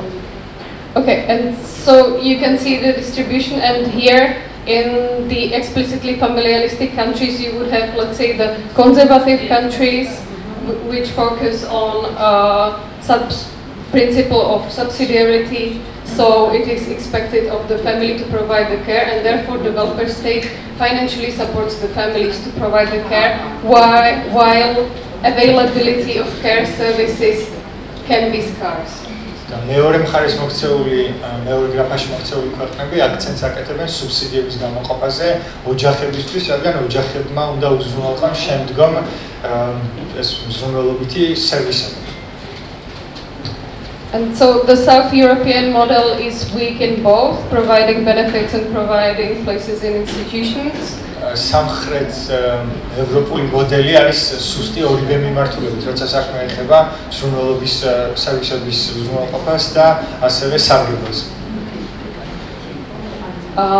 While there are some countries, let's say the liberal countries, that provide big benefits for providing care and family, so they would fall in this category of the familization-oriented countries. და არის ასევე ლიბერალური ქვეყნები, რომლებიც დეფამილიარიზაციის კატეგორიაში ექცევა, როცა საქმე ეხება თქვათ სარგებლის გადანაწილებას ოჯახებზე. And so the picture is quite similar if we look at because the previous slide focused on childcare, and here we are looking into elder care provision, and the picture looks very similar. წინა სლაიდზე იყო ბავშვთა ზრუნვასთან დაკავშირებული სტატისტიკა და ამ შემთხვევაში ხანდაზმულთა ზრუნვასთან დაკავშირებული გრაფა არის, რომელიც ანალოგიურად გამოიყურება, როგორც ხედავთ, თითქმის იგივეა. Okay, because we are maybe running out of time, I will maybe skip some slides. რამდენიმე სლაიდს გამოვტოვებ, იქიდან გამომდინარე, რომ გვიმთავრდება. So when thinking, like when developing welfare state measures, what is important for gender equality is the perspective that is taken, whether the welfare state focuses on a male breadwinner model or individual model. ერთ-ერთი ასპექტი, რომელიც უნდა იქნას გათვალისწინებული, როცა საქმე ეხება კეთილდღეობის სისტემის შემუშავებას, არის ის თუ რომელი მოდელი უნდა მოიქცეს თქვათ სისტემის ცენტრში, იქნება ეს თქვათ მამრობითი სქესის მარჩენალზე ორიენტირებული მოდელი თუ მდედრობითი სქესის მარჩენალზე so either male breadwinner or individual models oriented. And so the difference between the two is that the male breadwinner model understands a family as a main unit for means testing and for entitlement for certain benefits and social protection. მამრობითი მარჩენალის მოდელზე მორგებული სისტემის შემთხვევაში განსხვავება ის არის, რომ სწორედ მამრობითი სქესის მარჩენალი ექცევა მოკლედ ამ შემთხვევაში ყურადღების ეპიცენტრში და მისი ანალიზი ხდება მისი პოზიციის. Whereas in the individual approach, the policymakers are looking at individuals and not at the whole family and family income, but at an individual. So if an individual is in a socially difficult situation, it's the individual that is the beneficiary of the welfare state provision. და ინდივიდუალური მიდგომის შემთხვევაში უკვე ყურადღება ექცევა ინდივიდების მდგომარეობას და არა მთელი ოჯახის შემოსავალს. ანუ თუ ოჯახში ერთი ინდივიდს აქვს კონკრეტული პრობლემები, მაშინ სწორედ ის იქცევა, თქვა, დახმარების ბენეფიციარად, მიღებად და არა მთელი ოჯახი. What is also important for work-life balance and discussing the role of care policies is how the care is actually divided between different actors. ასევე მნიშვნელოვანი ასპექტია თუ როგორ არის ზრუნვა გადანაწილებული სხვადასხვა აქტორებში, როცა განვიხილავთ თქვათ ცხოვრებისა და სამსახურის ბალანსს. So we recognize across welfare states several models. სხვადასხვა მოდელი აქვს ჩამოთვლილი, როგორც ხედავთ. One, the most traditional, is a model where man is earning money and the woman is taking care of those who are in need of care in the family, usually children and frail elderly relatives, but might also be people with disabilities. ერთი და ყველაზე ტრადიციული გავრცელებული მოდელი არის, როდესაც კაცს შემოსავალი ოჯახში, ხოლო ქალი ზრუნავს იმ ადამიანებზე, რომლებსაც სჭირდება ზრუნვა, ეს ხანდაზმულები ან სხვადასხვა საჭიროების მქონე ადამიანები ოჯახში, ბავშვები და ასე შემდეგ. Then another arrangement might be it's called dual earner and female part-time carer, which is a family where man would work full-time and the woman would work part-time, and part-time she would take care of those relatives in need of care. მეორე მოდელი სახელი არის ორმაგი შემომტანი, რაც გულისხმობს იმას, რომ თქვა გამრობითი სქესის წარმომადგენელი ოჯახში მუშაობს სრულ განაკვეთზე, დედრობითი სქესის წარმომადგენელი ნახევარ განაკვეთზე, ხოლო დარჩენილ დროს უთმობს მზრუნველობას საკუთარი ოჯახის იმ წევრებისათვის, რომლებსაც სჭირდება ზრუნვა. Another model is where both parents or man and woman in family can work and the state takes the role of the care provider. სხვა შემთხვევაში უკვე ეს არის მოდელი, სადაც ქალიც და კაციც მუშაობს სრულ განაკვეთზე და სახელმწიფო თავის თავზე იღებს ზრუნვის პასუხისმგებლობას, ანუ ზრუნვას უზრუნველყოფს ზრუნვის სერვისებს ოჯახისათვის. Or alternatively to that, it's not the state that provides the care, but it's private institutions. ან ეს შეიძლება იყოს კერძო ინსტიტუტები და არა სახელმწიფო, რომელიც უზრუნველყოფს ზრუნვის სერვისებს. This is probably, I mean, I could also give examples. So this one with marketized care is typical for Great Britain, for instance. It's typical for? Great Britain. UK. Oh, okay. ხო, ეს მაგალითი არის საკმაოდ გავრცელებული დიდ ბრიტანეთში. And the last model, which we cannot observe so frequently, it's a dual earner, dual carer. Maybe we can observe it in some Scandinavian countries or in some Scandinavian families. And it's the case where both parents work and both parents share the care responsibility. So it requires really that the welfare state measures are flexible and allow them to go in and out of work and to adjust in order between the two of them in order to achieve some balance.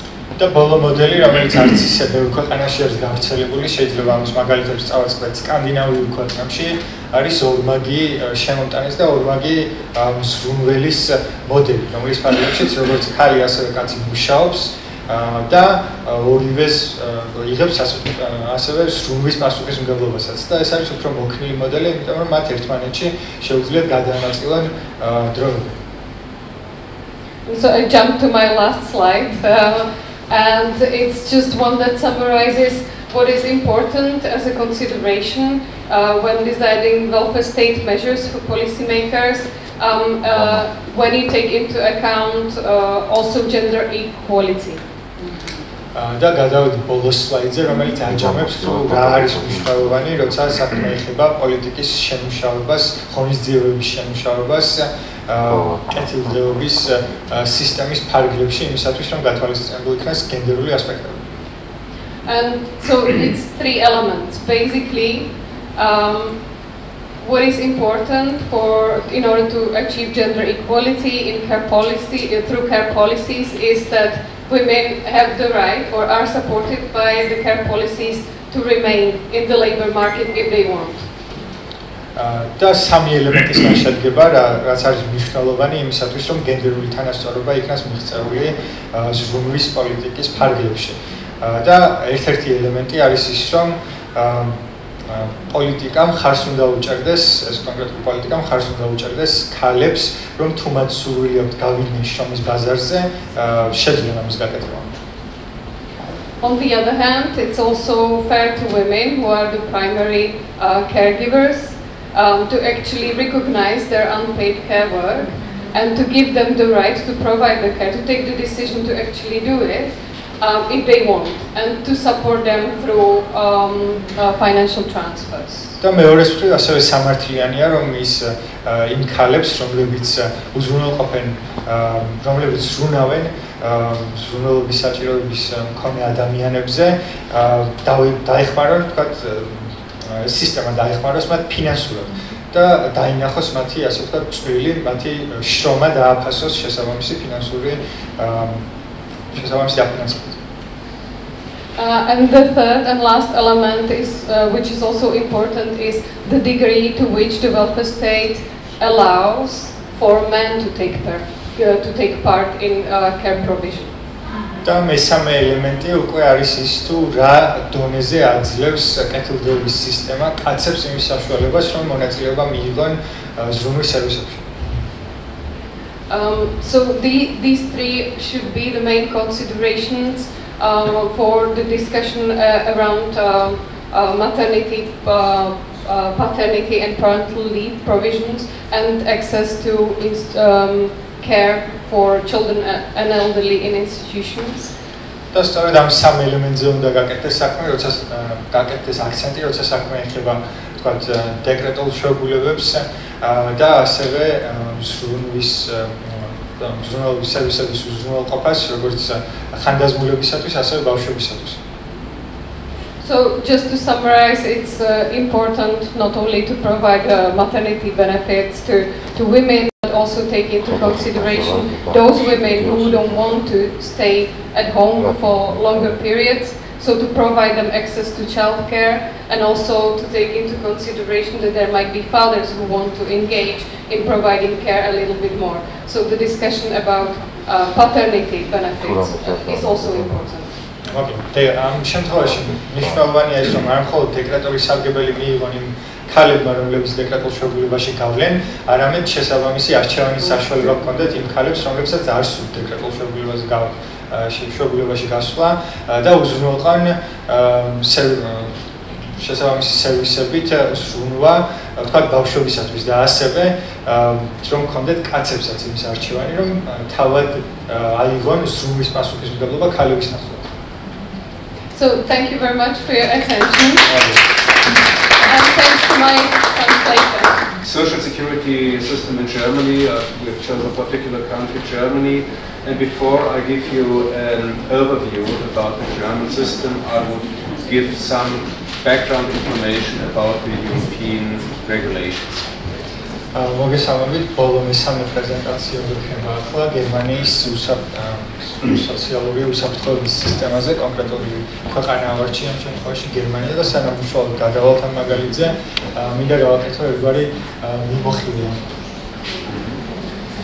You see the agenda for the next time, for the next, let's say, 45 minutes. First of all, the European background, and afterwards the main areas of the social protection in Germany.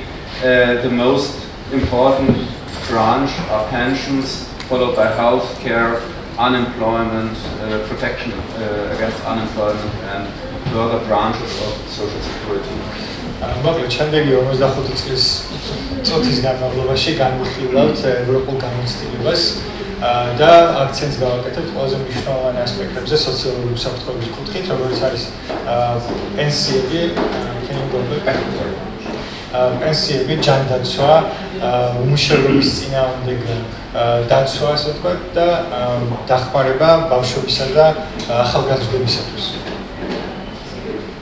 So let's start with some European background information. Germany is part of the European Union, and in spite of a lot of harmonization in the European Union, social security schemes, as Heikki and as Jana have explained in their presentation, remain independent. That means the European legislator has limited competence in the field of social security. მოკლედ, როგორც იცით, გერმანია არის ევროკავშირის წევრი ქვეყანა, მაგრამ მიუხედავად ამისა, ჰარმონიზაციის დიდი პროცესებისა, სოციალური უსაფრთხოების სისტემა გერმანიაში მაინც არის დამოუკიდებელი საერთო სისტემისაგან. ანუ ევროპელ კანონმდებლებს ნაკლები კომპეტენცია აქვს სოციალური უსაფრთხოების სფეროში გერმანიაში. What are the reasons of this limited competence of the European legislator? As Heikki explained, social security system have evolved during many times. The German system started, for instance, at the end of the 19th century with the Bismarck model. Then in the United Kingdom and France, they introduced later, after the Second World War, their compulsory social security system. And the CEE, the Central and the Eastern European countries, have undertaken fundamental reforms after the revolutions at the beginning of the 1990s. მოკლედ, ამის მიზეზი, რის გამოც ევროპელ კანონმდებლებს აქვს ნაკლები კომპეტენცია სოციალური უსაფრთხოების კუთხით გერმანიაში, არის ის, რომ სოციალური უსაფრთხოების სისტემამ ევოლუციის საკმაოდ ხანგრძლივი პერიოდი და გზა გამოიარა. So let's go on with the European landscape as far as pensions are concerned. I told you that there are three major groups that are called the beverage system, the world bank system, and the Bismarck system. And you see here the map with the countries of the European Union classified into the different groups of pensions. როგორც ვფიქრობთ, სამი განსხვავებული სისტემა არსებობს, როცა საქმე ეხება პენსიებს და სლაიდზე ვხედავთ ევროკავშირის ლანდშაფტს, როგორ არიან ქვეყნები გადანაწილებული ამ სამი სისტემის ფარგლებში. Yellow is Bismarck, that are notably the countries of Western and Central Europe. ყვითლად აღნიშნული ქვეყნები არის ბისმარკის მოდელის მქონე ქვეყნები, რომელიც ძირითადად აღმოსავლეთ და ცენტრალურ ევროპას მოიცავს. Blue are the northern and especially the northern European countries, including the Netherlands and Great Britain. ჩრდილოეთი ლურჯად აღნიშნულია ჩრდილოეთ ევროპის ქვეყნები, კონკრეტულად განსაკუთრებით ჰოლანდია და დიდი ბრიტანეთი არის აღსანიშნავი შემთხვევაში. And last not least, the red countries are the World Bank, so-called World Bank countries that constitute the former influence of the communist countries. და წითლად აღნიშნულია, წითელფერში აღნიშნულია მსოფლიო ბანკის მოდელის ქვეყნები, რომლებიც ძირითადად არის პოსტ-საბჭოთა კავშირის ქვეყნები. That is only a rough classification. There are, however, sometimes differences in the countries, so the classification is not a strict classification, but only as a rule of thumb. მოკლედ ეს კლასიფიკაცია არის ამ შემთხვევაში ზოგადი, რადგან ზოგიერთ ქვეყანაში ამ რუკაზე აღნიშნული არაერთ ქვეყანაში არის მნიშვნელოვანი განსხვავებები მათ შორის. შესაბამისად ეს კლასიფიკაცია არ არის ზუსტი. So start with the first group. The beverage system was introduced after the Second World War, and it's a pension system that is primarily based on taxes and residence. That means on the citizenships.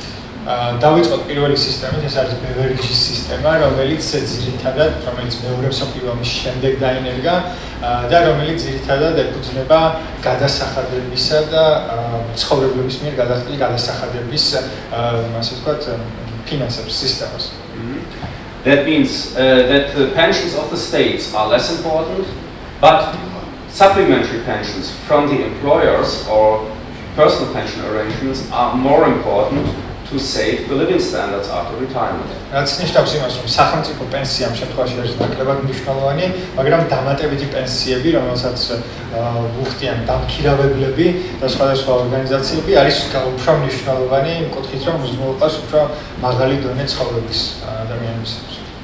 Since this pension scheme is based on the taxes and on the citizenships, that is especially a pension system that is suitable for countries with a large informal sector. If countries outside Europe want to introduce it, they often take the beverage system as a basis. და ეს არის სისტემა, რომელიც როგორც უკვე ვთქვი, ეფუძნება გადასახადებს და ეს არის საკმაოდ კარგი სისტემა იმ ქვეყნებისთვის, სადაც არაფორმალური სექტორი არის კარგად განვითარებული. ანუ ქვეყნები, რომლებიც ევროპის ფარგლებს გარეთ იყოფებიან, ხშირ შემთხვევაში სწორედ ბევერიჯის სისტემას განიხილავენ. The second group is the World Bank model that was elaborated by the World Bank at the end of the 1990s and that later has adopted by many Central and Eastern European countries.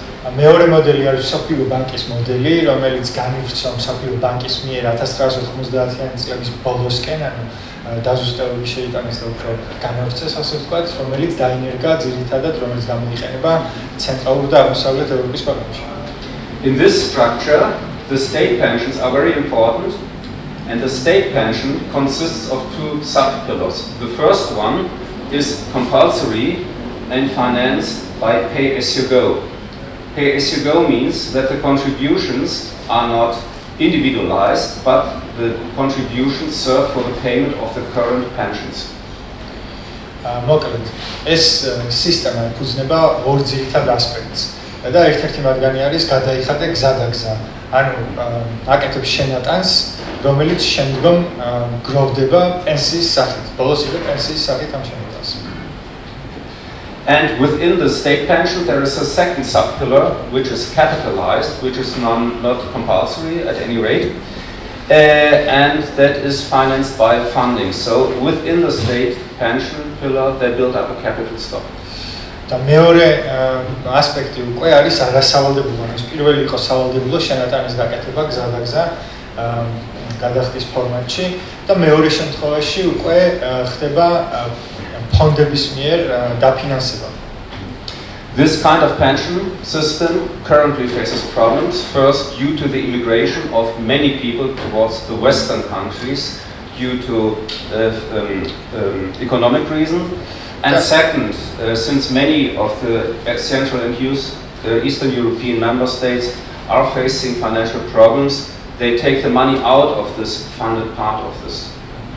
და ეს სისტემა ამჟამად მარაერთ პრობლემას აწყდება იმის გამო რომ მიგრაციის მაჩვენებელი იზრდება დასავლეთ ევროპის ქვეყნებში და ასევე იმის გამო რომ ცენტრალურ და აღმოსავლეთ ევროპის ქვეყნებში რომლებშიც სადაც ფინანსური პრობლემები არსებობს, ეკონომიკური პრობლემები, ხშირ შემთხვევაში იყენებენ სწორედ ამ საპენსიო ფონდს იმისათვის რომ აქედან აიღონ ფული. So the third system is the Bismarck system. Before I come to the presentation of the German system, it is introduced by the Germans at the end of the 19th century, and it was the real starting point of the comprehensive social protection in Germany at that time. და მესამე სისტემა არის ბისმარკის სისტემა, სანამ გადავალ უშუალოდ ამჟამად გერმანიაში არსებული სისტემის პრეზენტაციაზე, რომელიც მე-19 საუკუნის ბოლოსკენ დაინერგა და რომელიც ფაქტობრივად ხელს უწყობს სოციალური დაცვის სისტემის დანერგვას ევროპის მასშტაბით. The system is in contrast to the beverage system. It is based on contributions, social contributions. That means it is a system that is especially suitable for countries with an important formal sector.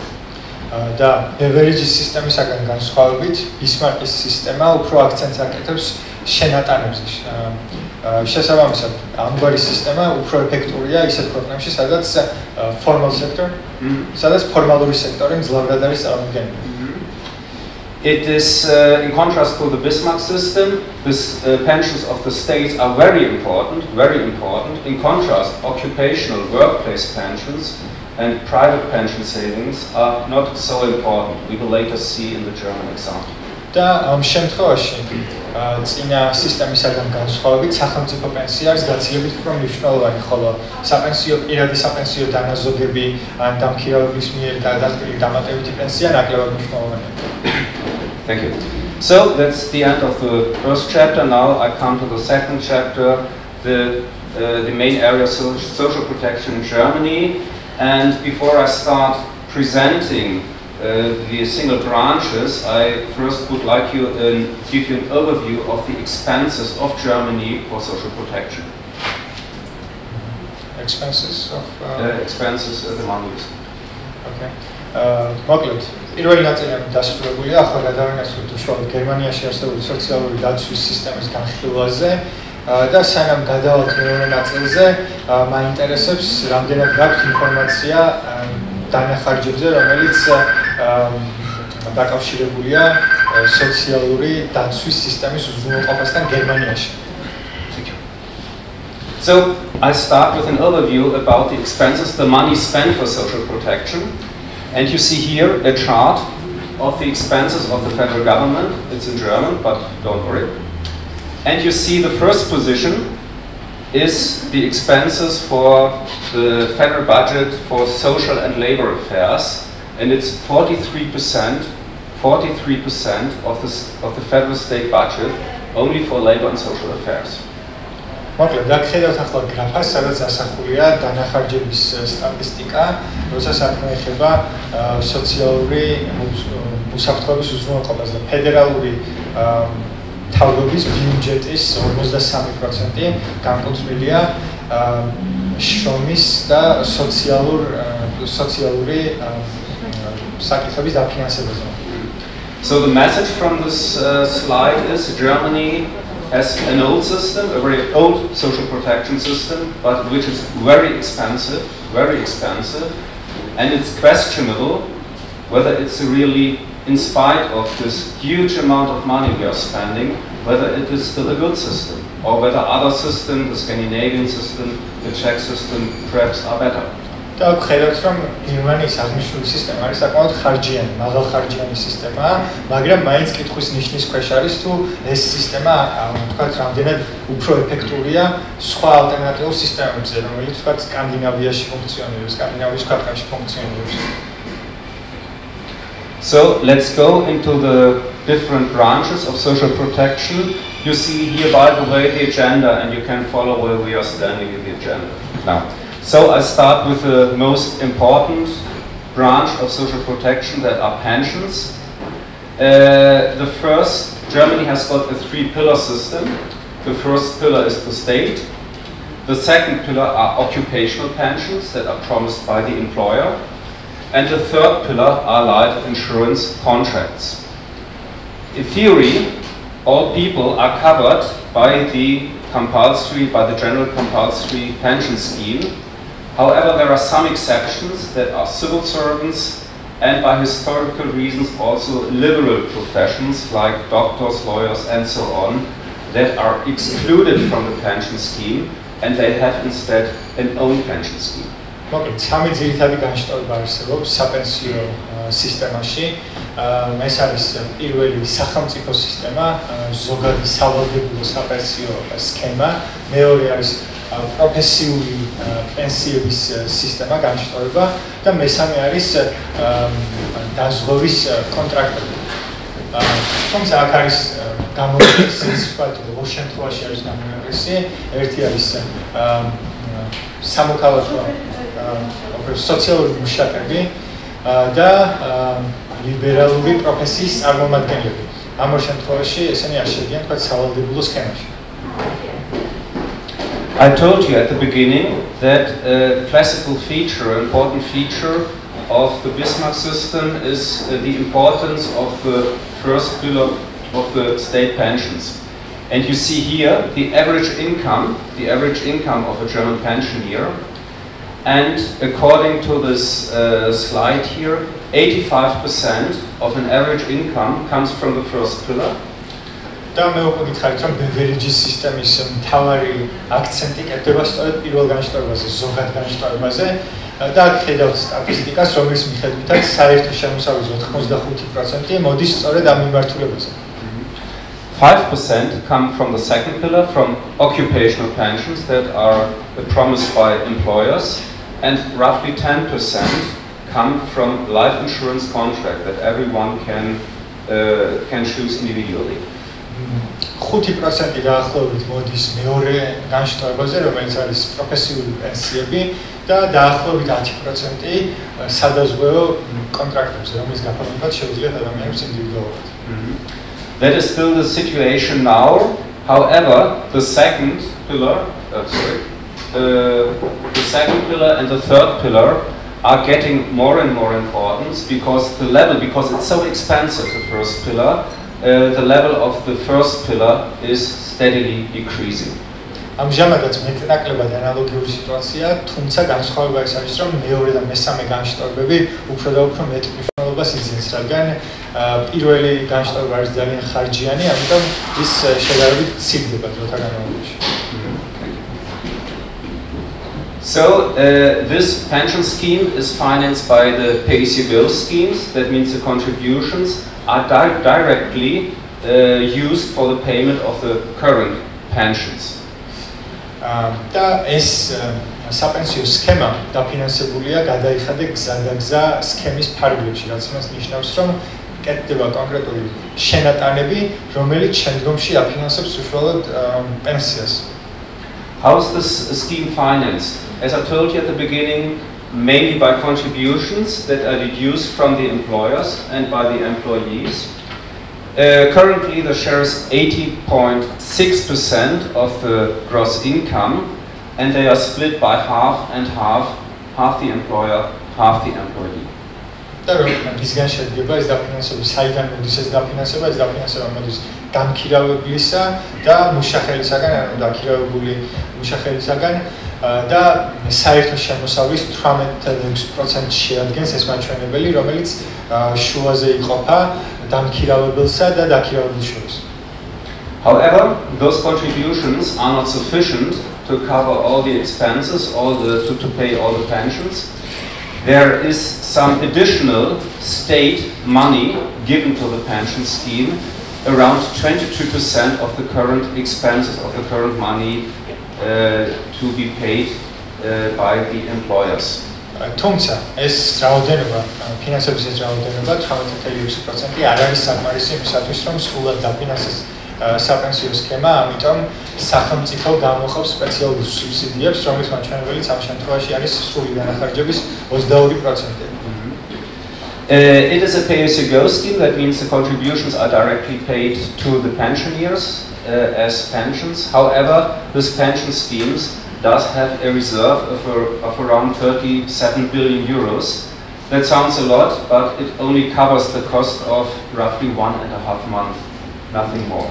So that is the amount of the expenses. და ამ შემთხვევაშიც გამოიყენება გადაიხადეს გზადაგზას სისტემა, რაც გულისხმობს იმას, რომ გაკეთებული შენატანები პირდაპირ ერიცხება პენსიის სახით პენსიონერებს და ასევე არსებობს სარეზერვო ფონდი, რომელიც მოიცავს 37.1 მილიარდ ევროს, რაც შეიძლება ერთი შეხედვით ბევრი იყოს, თუმცა ეს მხოლოდ და მხოლოდ ითვალისწინებს, ვთქვათ, 1.5 თვის პერიოდს. Let's have a view on the history of this pension scheme. As Heikki already explained, it was founded at the end of the 19th century by at that time, Chancellor Bismarck, not because he had a heart for social protection, but he wanted to fight against the communists. ახლა განვიხილოთ ამ სისტემის გაჩენის ისტორია, როგორც უკვე ითქვა, მე-19 საუკუნის ბოლოს ბისმარკმა შემოიღო ეს სისტემა, არა იმიტომ, რომ მას რაღაც პიანერული ცვლილებების განხორციელება სურდა, არამედ იმიტომ, რომ ვთქვათ, დაპირისპირებოდა კომუნისტურ რევოლუციას. And therefore, at the very beginning, the pension scheme, there were only the so-called blue-collar workers. Blue-collar means the people working in the factories. და სწორედ ამიტომ საპენსიო სქემაში ჩართული ადამიანების აბსოლუტური უმრავლესობა იმ პერიოდისათვის იყვნენ ლურჯი სატელოს მუშები, ანუ ის ადამიანები, რომლებიც მუშაობდნენ ქარხნებში. The pensionable age at that time was 70 years, but the life expectancy was around 50 years. So, საპენსიო ასაკი იმ პერიოდში იყო 70 წელი, თუმცა ცხოვრების საშუალო ხანგრძლივობა იყო 50 წელი. But the pensionable age was lowered in 1916. Here you see it. It was reduced from 70 to 65 years. Why? Because we were in the middle of the First World War. And in order to fight against riots, he gave something to the workers, and therefore he lowered the pensionable age, which remained from 1960 to 2012, almost 100 years at the level of 65. მაგრამ საპენსიო ასაკი 1916 წელს შემცირდა 70-დან 65 წლამდე. ამის მიზეზი იყო ის, რომ ეს იყო პირველი მსოფლიო ომის პერიოდი, ასევე გაფიცვებში იყვნენ ჩართულნი მუშები და დათმობის სახით შემცირდა საპენსიო ასაკი და 1916-დან 2012 წლამდე ფაქტობრივად საპენსიო ასაკი, ანუ 100 წლის განმავლობაში თითქმის, იყო 65 წელი. We make a great jump in history. We are jumping to the year 1957. It was after the Second World War. Germany recovered. Germany became wealthy. And therefore, the legislator decided to reform the pension system. მეორე მსოფლიო ომის შემდეგ, უკვე როდესაც გერმანიამ მოძლიერდა ფინანსური თვალსაზრისით, გერმანიის კანონმდებლებმა გადაწყვიტეს, რომ ამ სქემის შეცვლის დრო იყო. One of the measures was that the pensions were in future adjusted according to the evolution of the wages. That means the pension system or the state pensions were able to ensure to maintain the living standard after retirement, at least in theory. ერთ-ერთი მნიშვნელოვანი ცვლილება, რომელიც განხორციელდა, იყო ის, რომ საპენსიო ან პენსიის რაოდენობა მიება ხელფასების რაოდენობის ევოლუციას, ანუ ცვლილებას. რაც მოხდა იმისათვის, რომ უზრუნველყოფილი იყვნენ ადამიანები მომავალშიც თავიანთი პენსიით, ვთქვათ, მინიმალური ცხოვრების პირობების უზრუნველსაყოფად. And you see by those figures, between 57 and 2005, within 50 years, pensions increased by 230%. So it was really pensioners were in a good situation. და აქ ხედავთ რომ 1957-დან 2005 წლამდე პენსიის რაოდენობა გაიზარდა 230%. ანუ საკმაოდ დიდი პროგრესი განიცადა ამ პერიოდში. In 1990 we had the reunification, and as from that period onwards we had financial problems also with the pension scheme, and there were several reforms of the pension schemes, and the level of pensions will decrease within the next years. And among others, also the age at which you can retire will increase from 65 to 67, both for men and for women. მას შემდეგ რაც გერმანია გაერთიანდა, კვლავ განხორციელდა გარკვეული ცვლილებები საპენსიო სქემის ადაპტაციისათვის და უკანასკნელი ცვლილებების მიხედვით უკვე დაგეგმილია რომ საპენსიო ასაკი გაიზარდოს 65 წლიდან 67 წლამდე. ეს ეხება როგორც ქალებს, ასევე კაცებს. So I come to the next branch, healthcare. Healthcare is particular in Germany because we have a twofold system of public and private healthcare companies. ახლა გადავდივართ შემდეგ თემაზე, ეს არის ჯანდაცვა. ჯანდაცვის სისტემა არის საკმაოდ კომპლექსური გერმანიაში, რადგან გვაქვს ორი სტრუქტურიანი სისტემა, საჯარო და ანუ სახელმწიფო და კერძო ჯანდაცვის სექტორი. The majority, 71% roughly of the population, must join the public healthcare system, and the remaining 29% are free to choose a private health insurance company. მოსახლეობის აბსოლუტური უმრავლესობა 71% დაახლოებით უნდა შეუერთდეს სახელმწიფო ჯანდაცვის სისტემას და დარჩენილ ნაწილს 29% დაახლოებით აქვს იმის საშუალება რომ აერჩიოს კერძო ჯანდაცვის სისტემა. Who are those persons who can choose a private system? That are civil servants, that are self-employed persons, and that are people that mean people with a higher income. The reason is why they have the choice that the public health insurance system was elaborated for, let's say, the poorer and the middle income classes, whereas the higher income classes or civil servants have got the right to choose a health protection on their own. და ვინ არის ეს ადამიანები, ეს 29%, რომელსაც აქვს იმის საშუალება რომ აირჩიოს კერძო ჯანდაცვის სისტემა.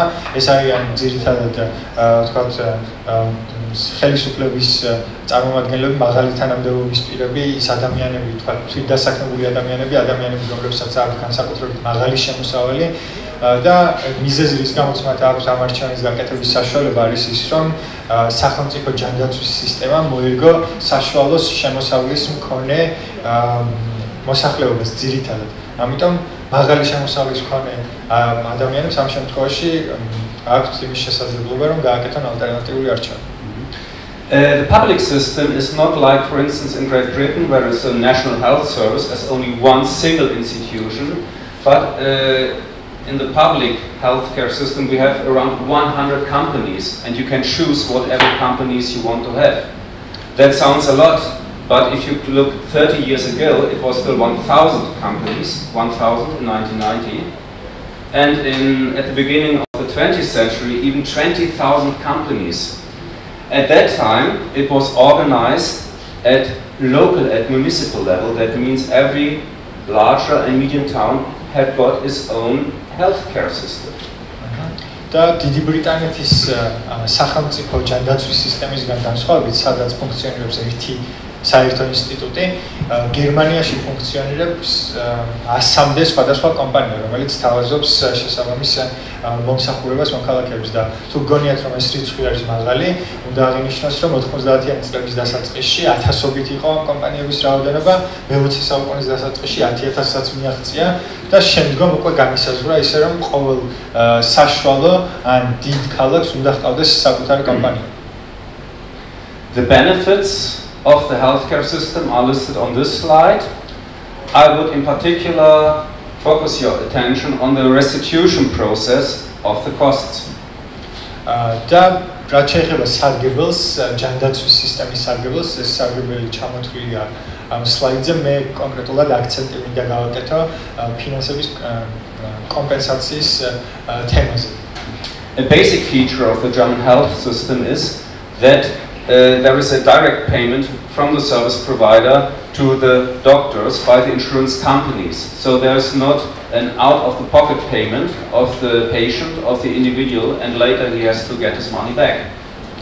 თავარი განმასხვავებელი ნიშანი ამ კუთხით გერმანიის სისტემაში არის ის, რომ სერვის პროვაიდერი უხდის პირდაპირ სახელმწიფო სისტემას ან სადაზღვევო სისტემას და თვითონ მომხმარებელს კლიენტს არ უწევს საკუთარი ჯიბიდან თანხის გადახდა იმის იმედით, რომ მომავალში დაუბრუნდება ეს თანხა. Further particular feature, there is a very detailed catalog about how many money can a doctor claim from the insurance company, and that's a very detailed catalog. And the insurance companies only restitute the money that is listed in this catalog, unless there are higher restitution because there is a particular necessary treatment, then the doctor can claim for higher costs, but only in exceptional cases. Companies მოკლედ აქვს სპეციალური კატალოგი, რომელსაც ხელმძღვანელობენ, აქ გაწერილია შესაბამისი კრიტერიუმები, რომლის მიხედვითაც ხდება კონკრეტული თანხების კომპენსირება. რა თქმა უნდა, არსებობს გამონაკლისები, როდესაც კონკრეტული დაავადების მკურნალობა შეიძლება დასჭირდეს მეტი დანახარჯი და ამ შემთხვევაში ამის ანაზღაურებას ხდება, მაგრამ ძირითადად ხელმძღვანელობენ სწორედ ამ კატალოგით. Thank you. So I come to the third branch of social security, very important also for Georgia, because it does not exist, that is a protection against unemployment. და ახლა გადავდივართ მესამე ძალიან მნიშვნელოვან ნაშრომზე, რომელიც ალბათ მნიშვნელოვანია საქართველოსთვისაც, სადაც ამჟამად არ არსებობს, ეს არის დაცვა მუშაობის წინააღმდეგ. Unemployment protection exists since 1927. However, as from 2005, there was a fundamental reform of the unemployment system because we had a very old and outdated protection scheme for unemployed persons. უმუშავრობის წინააღმდეგ დაცვის სისტემა არსებობს 2000 წლებიდან, თუმცა 2009 წლიდან განხორციელდა საკმაოდ მნიშვნელოვანი ღონისძიებები და რეფორმები ამ მიმართულებით, რადგან არ იყო ბოლომდე გამართული ეს სისტემა. Why in 2005? Because 2005 was the peak of the unemployment rate after the Second World War. We have here, you see this graph here, later you see it better. We had almost 5 million unemployed persons in 2005, 5 million. And you see the evolution to 2020, it fell down to the half, 2.5 million, so really cut by the half. You have the dark blue bar, that are the long-term unemployed persons that are unemployed for more than 1 year. And the light blue bar, that are the short-term unemployed persons, unemployed for less than 1 year. რატომ განხორციელდა ეს რეფორმა 2005 წელს, კონკრეტულად და 2009 წელს მე შემიშალა, იმიტომ რომ 2005 წელს დაფიქსირდა მეორე მსოფლიო ომის შემდეგ ყველაზე მეტი მუშევარი ადამიანის რაოდენობა გერმანიაში. ეს ამ რაოდენობამ მიაღწია 5 მილიონს და აქ ხედავთ ახლა სტატისტიკურ მონაცემებს 2020 წლისათვის განხორციელებული ცვლილებებიდან გამომდინარე ეს მაჩვენებელი განახებდა 2.5 მილიონი ადამიანი არის უმუშევარი 2020 წლის სტატისტიკებში უკვე და რაც შეეხება გრაფებს მუქ ლურჯ ფერებში აღნიშნულია ეს ადამიანები, რომლებსაც ხანგრძლივი პერიოდის განმავლობაში არ აქვთ სამუშაო, ხოლო უფრო ღია ლურჯად აღნიშნული არიან ეს ადამიანები, რომლებიც მოკლე დროის განმავლობაში არიან დაუსაქმებელი. As you see by this graph, by the evolution of the figures, this this reform of the unemployment insurance has really helped to decrease the number of unemployed persons. და როგორც ხედავთ ამ კონკრეტული გრაფის მიხედვით, თუნდაც ეს განხორციელებული სქემა, ანუ მუშაობის წინააღმდეგ დაცვის სისტემა რეალურად საკმაოდ ნაყოფიერი აღმოჩნდა. So we distinguish between short-term unemployed persons and long-term unemployed persons. Short-term unemployed persons do get benefits around 60% of the last gross income. და ჩვენ განვასხვავთ ერთმანეთისაგან, როგორც უკვე აღნიშნე, ხანგრძლივი პერიოდის განმავლობაში უმუშევარ და მოკლე პერიოდის განმავლობაში უმუშევარ ადამიანებს მოკლე პერიოდის განმავლობაში უმუშევრები იღებენ საერთო შემოსავლის დაახლოებით 60%. Under the condition, they get the money under the condition that they are available for the labor market. იმ პირობით, რომ მათ ისინი მიიღებენ საჭიროების შემთხვევაში მონაწილეობას შრომის ბაზარზე. And they must have contributed on the average 12 months to this pension scheme. და საპენსიო სქემაში უნდა ჰქონდეთ შენატანი გაკეთებული საშუალოდ 12 თვის განმავლობაში მაინც. As I told you, they get this unemployment compensation for on the average 12 months. However, there are cases where they only get 6 months if they are younger persons, or even 24 months, 2 years, especially for older unemployed persons. და როგორც უკვე გითხარით, დაახლოებით 12 თვის განმავლობაში იღებს ადამიანი უმუშევრობის წინააღმდეგ დაცვის და შემწეობას, ანუ ანაზღაურებას, მაგრამ ეს შეიძლება იყოს 6 თვე იმ შემთხვევაში, თუ ადამიანი არის თქვათ ახალგაზრდა. ან შეიძლება გაიზარდოს და იყოს 24, ანუ 2 წლის განმავლობაში, 24 თვის განმავლობაში მიიღოს ეს დახმარება, თუ ხანდაზმულ ადამიანთან გვაქვს საქმე. Apart from this money, the Federal Unemployment Agency also offers special training for the job seekers to get back into the labor market. და ამ დახმარებასთან ერთად ფედერალური მუშაობის სააგენტოს ინიციატივით ასევე ეს სააგენტო სთავაზობს ადამიანებს არა მხოლოდ ფინანსურ დახმარებას, არამედ ტრენინგებს იმისათვის, რომ მათ აითვისონ შესაბამისი უნარები შრომის ბაზრის ასათვისებლად. And also the Federal Unemployment Agency offers special measures to employers, not to the job seekers, but to employers in order to improve, to integrate handicapped persons. და ასევე იგივე სააგენტო უკვე სთავაზობს დასაქმებულ ადამიანებსაც და არა მხოლოდ თქვათ იმ ადამიანებს, რომლებიც ეძებენ ახალ სამუშაო ადგილებს, შესაბამის ტრენინგებს იმისათვის, რომ მათ ხელი შეუწყონ შეზღუდული უნარების მქონე ადამიანების უფრო მაღალ ინტეგრირებას სამუშაო სივრცეში. The second branch of unemployment protections are the measures for long-term unemployed persons, so basically those who are looking for a job for more than 12 months. და მეორე მიმართულება უკვე ამ კონკრეტული პროგრამისა ეხება იმ ადამიანებს, რომლებიც ხანგრძლივი პერიოდის განმავლობაში არიან დაუსაქმებელი, მაგალითად 24 თვის განმავლობაში.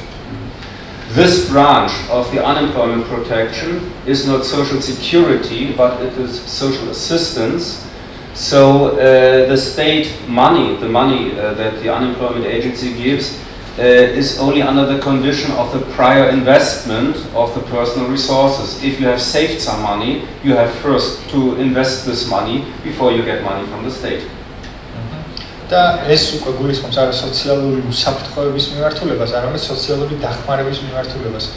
ამიტომ ეს თანხა, რასაც სახელმწიფო გასცემს, ამ მიმართულებით კონკრეტული პირობები უნდა იქნას დაკმაყოფილებული, მაგალითად თუ დანაზოგი გაქვთ გაკეთებული, ამ დანაზოგის ინვესტირება არის აუცილებელი იმისათვის, რომ მიიღოთ ეს დახმარება, ფინანსური დახმარება სახელმწიფოსგან. Furthermore, the job seeker cannot choose freely a job, but he has also to accept lower paid and lower qualified job if he is under the condition, if he falls under the scope of a long-term unemployed person. ასევე ეს ადამიანი, რომელიც გრძელვადიან პერიოდის განმავლობაში, ან ხანგრძლივი პერიოდის განმავლობაში არის დაუსაქმებელი, ვალდებულია, რომ სურვილის მიხედვით კი არ შეარჩიოს ნებისმიერი სამსახური, რომელიც მას მიიზიდავს, არამედ ვთქვათ, მიიღოს ის შეთავაზებები, რომელიც ეხება უფრო დაბალკვალიფიციურ, დაბალანაზღაურებად სამუშაოებს. The services of the job agency are apart the payment of the money, are also advice and personal training in order to get back on the labor market. და ასევე იგივე სააგენტო აფინანსებს ტრენინგებსაც იმისთვის, რომ ადამიანებმა, რომლებიც დაუსაქმებლები არიან დიდი ხნის განმავლობაში, შეძლონ შრომის ბაზარზე დაბრუნება. And furthermore, the person does not only get cash money, but also in some cases, if it are expensive things to buy, a washing machine or something like this, he gets a voucher and not money because they wanted really that it is only invested, for my example, for this washing machine. და ასევე, როდესაც დახმარებას ეხება საქმე, ადამიანები იღებენ არა მხოლოდ ნაღდი ფულით ამ დახმარებას, არამედ როდესაც კონკრეტული რაღაცის შესყიდვისთვის გაიცემა დახმარება, გადასცემენ თქვა ვაუჩერს იმისათვის, რომ ამ ადამიანებმა შეისყიდონ სარეცხი მანქანა, ან კონკრეტული ტექნოლოგია. I want to jump the next chapter, assistance for children and youth. That is nothing particular for you, but I would like to draw your attention to the statutory long-term insurance because Jana mentioned it in her presentation, at the end of her presentation, as a new branch also in the Czech Republic. და გამოვტოვებ ამ ნაწილს, რომელიც ეხება დახმარების გაწევას ახალგაზრდებისა და ბავშვებისათვის, იმიტომ რომ აქ თქვენთვის საინტერესო დეტალები ალბათ არ იქნება, მაგრამ მინდა ყურადღება გამამახვილო სავალდებულო გრძელვადიან დაზღვევაზე, რომელზეც ჩემმა კოლეგამაც ისაუბრა ჩეხეთის რესპუბლიკის მაგალითზე. What is this statutory long-term insurance? It is the fifth and latest branch of the German security. It was introduced in 1995, so 27 years ago. და ეს კონკრეტული დაზღვევა, სავალდებულო გრძელვადიანი დაზღვევა, წარმოდგენილი იქნა 1995 წელს გერმანიაში.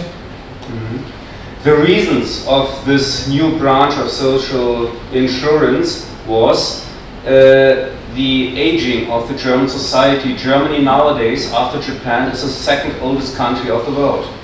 და მიზეზი რის გამო საჭირო გახდა ამ პროგრამის წარდგენა არის ის, რომ გერმანული მოსახლეობა არის ერთ-ერთი ყველაზე ხანდაზმული მოსახლეობა მსოფლიოში, მეორე ადგილზე იაპონიის შემდეგ.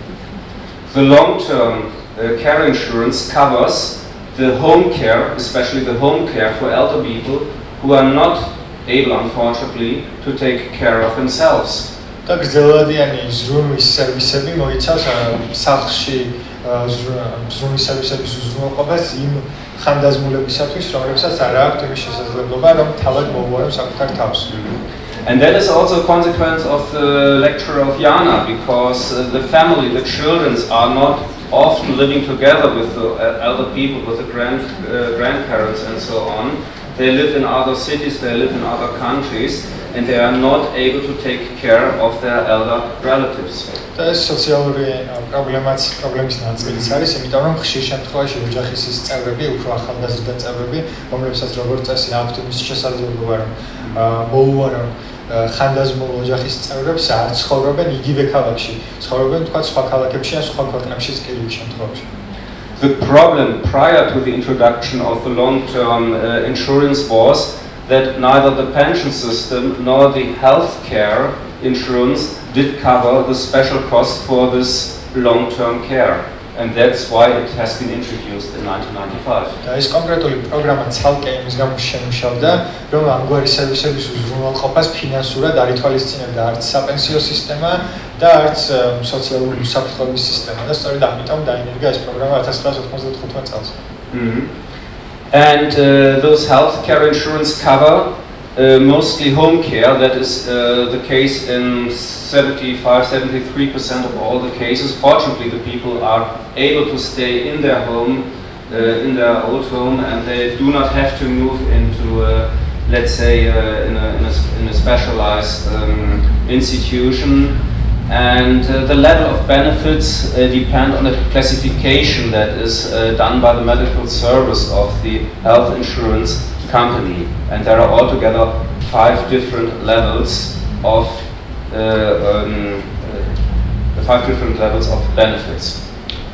მოკლედ, ძირითადად ეს პროგრამა, სავალდებულო გრძელვადიანი დაზღვევის პროგრამა ეხება სწორედ სახლში ზრუნვის სერვისების უზრუნველყოფას იმ ადამიანებისათვის, რომლებსაც არ სურთ კონკრეტულ ინსტიტუტებში მისვლა და სურთ, რომ სახლში დარჩნენ მოკლედ.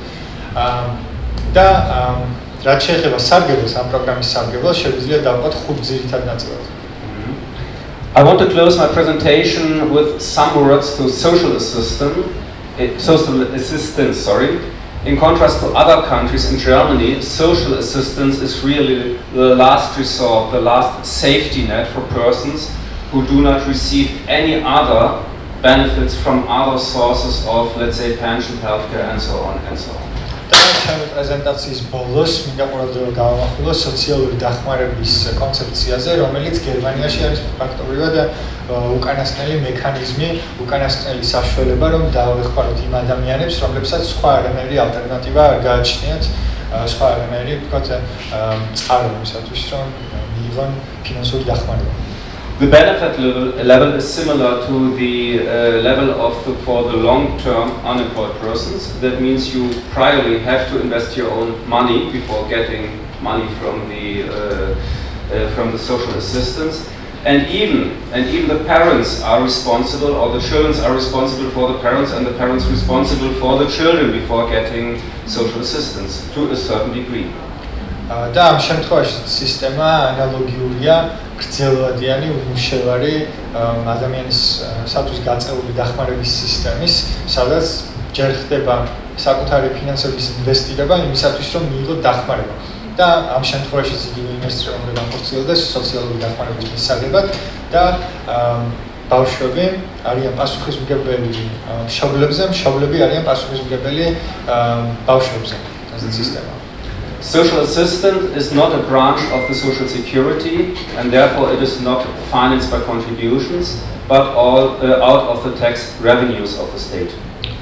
Სოციალური დახმარება, სოციალური საფრთხეების სისტემის ნაწილი არ არის, ამიტომ ის არ ფინანსდება შენატანებით. ის ფინანსდება საგადასახადო შემოსავლებით. So I'm ready with my presentation. Thank you very much for your attention, and if you have further questions, I'm standing ready.